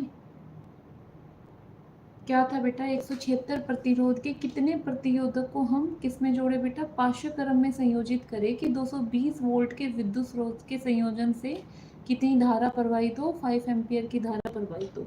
तो गिवन क्या क्या है बेटा, आपको प्रतिरोध दे दिया, आपको विभवांतर दे दिया, आपको धारा दे दी, आपको ये बताने कितने प्रतिरोध को हम किस में जोड़े बेटा, समानांतर उसमें जोड़े, तो नंबर पूछ लिया ना। तो हमें पता है जब समानांतर में जोड़ते हैं तो जो वैल्यू होती है इक्विवेलेंट की वो होती है 1/Rp is equal to this one. अब हमें नहीं पता भाई कितने रेजिस्टेंस है, नहीं पता तो हम क्या कर देंगे, जो फॉर्मूला होता है N/R इक्विवेलेंट। अब N/ कितने हैं, ओम कितना है हमारा, 176 गिवन है, ठीक है।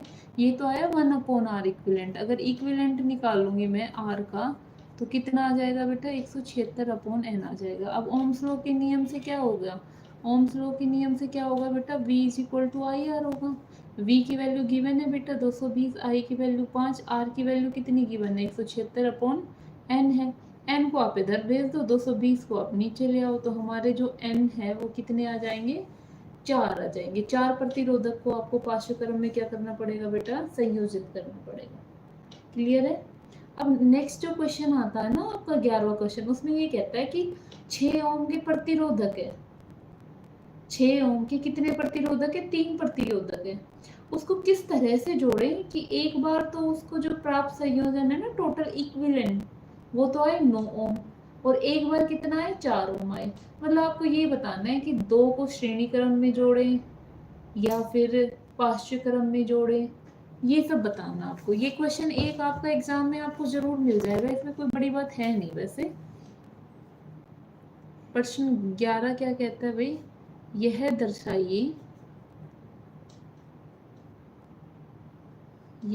दर्शाइए कि आप 6 ओम प्रतिरोध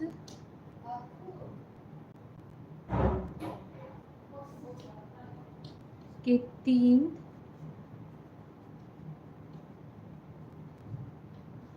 प्रतिरोधकों को किस प्रकार संयोजित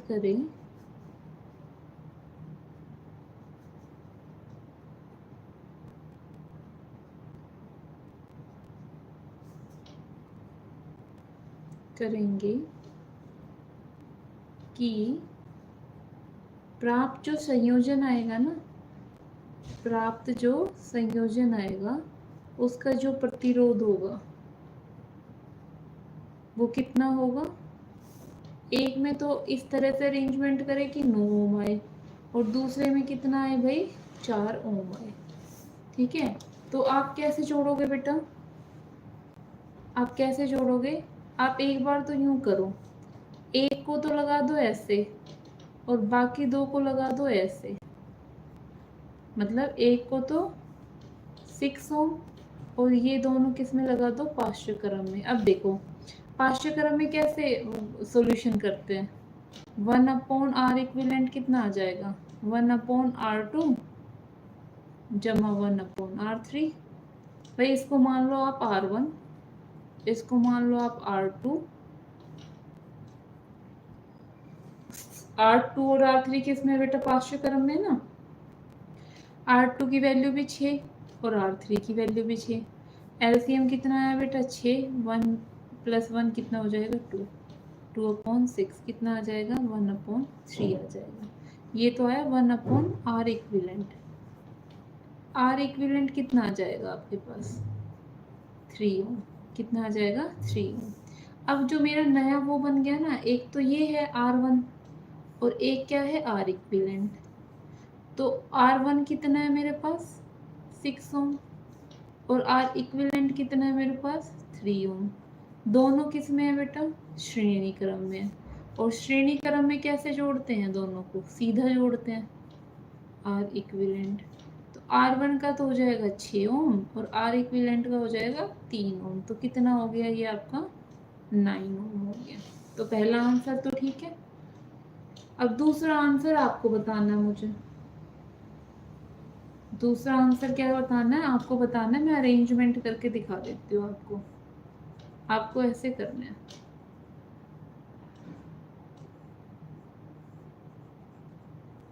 ऐसे अरेंजमेंट सोल्व करोगे तो आपका आंसर कितना आएगा, इसमें 4 ओम आएगा। कितना आंसर आएगा बेटा 4 ओम आएगा। ये आप ऐसे नहीं गिवन था, ये आपको खुद ही रफ में करके देखना है। एक बार आपने सीरीज में लगाया फिर आंसर निकाला, फिर आपने पैरेलल में लगाया फिर आंसर निकाला, ठीक है।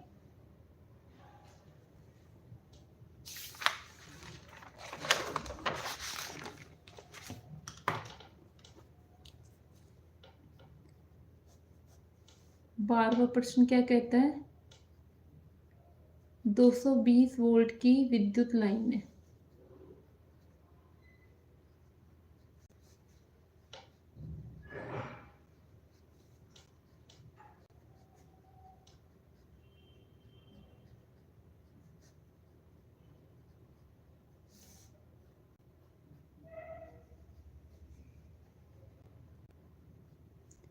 वाले बहुत से बल्बों का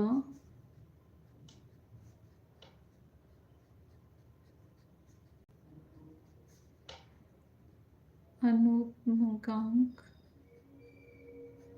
10 वोल्ट है। यदि 220 वोल्ट लाइन से अनुमत अधिकतम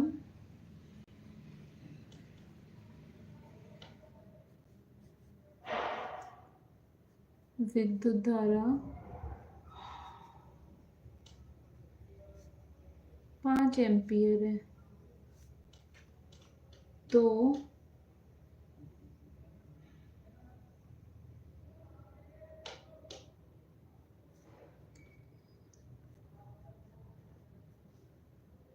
इस लाइन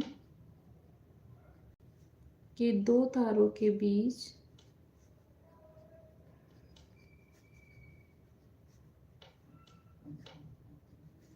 कितने बल्ब पार्श्वक्रम में संयोजित किए जा सकते हैं। पार्श्वक्रम में संयोजित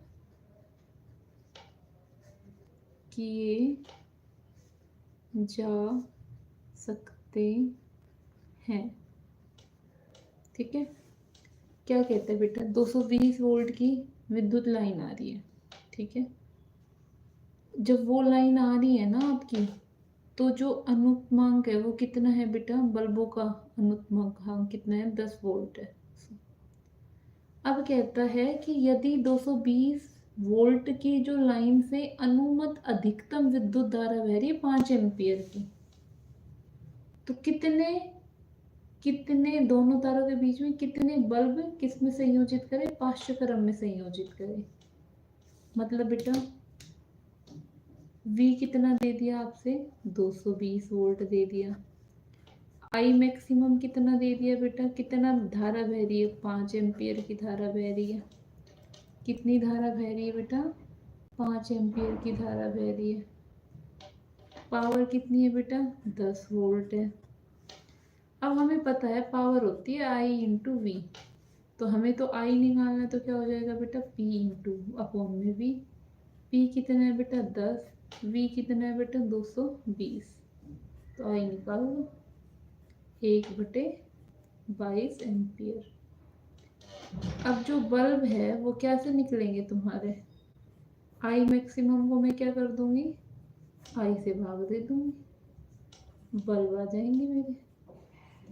I मैक्सिमम कितना है 5, ये कितना है 1/22, तो कितना आ गया भाई तुम्हारे पास, 5 गुणा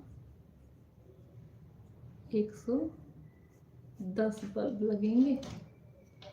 कितने लगेंगे भाई, 110 बल्ब लगेंगे।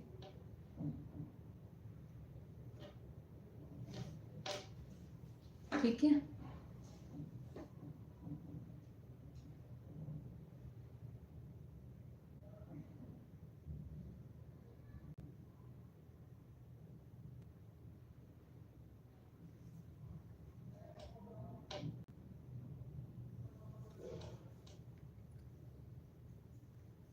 आज की क्लास में हम इतना ही डिस्कस करेंगे। ठीक है,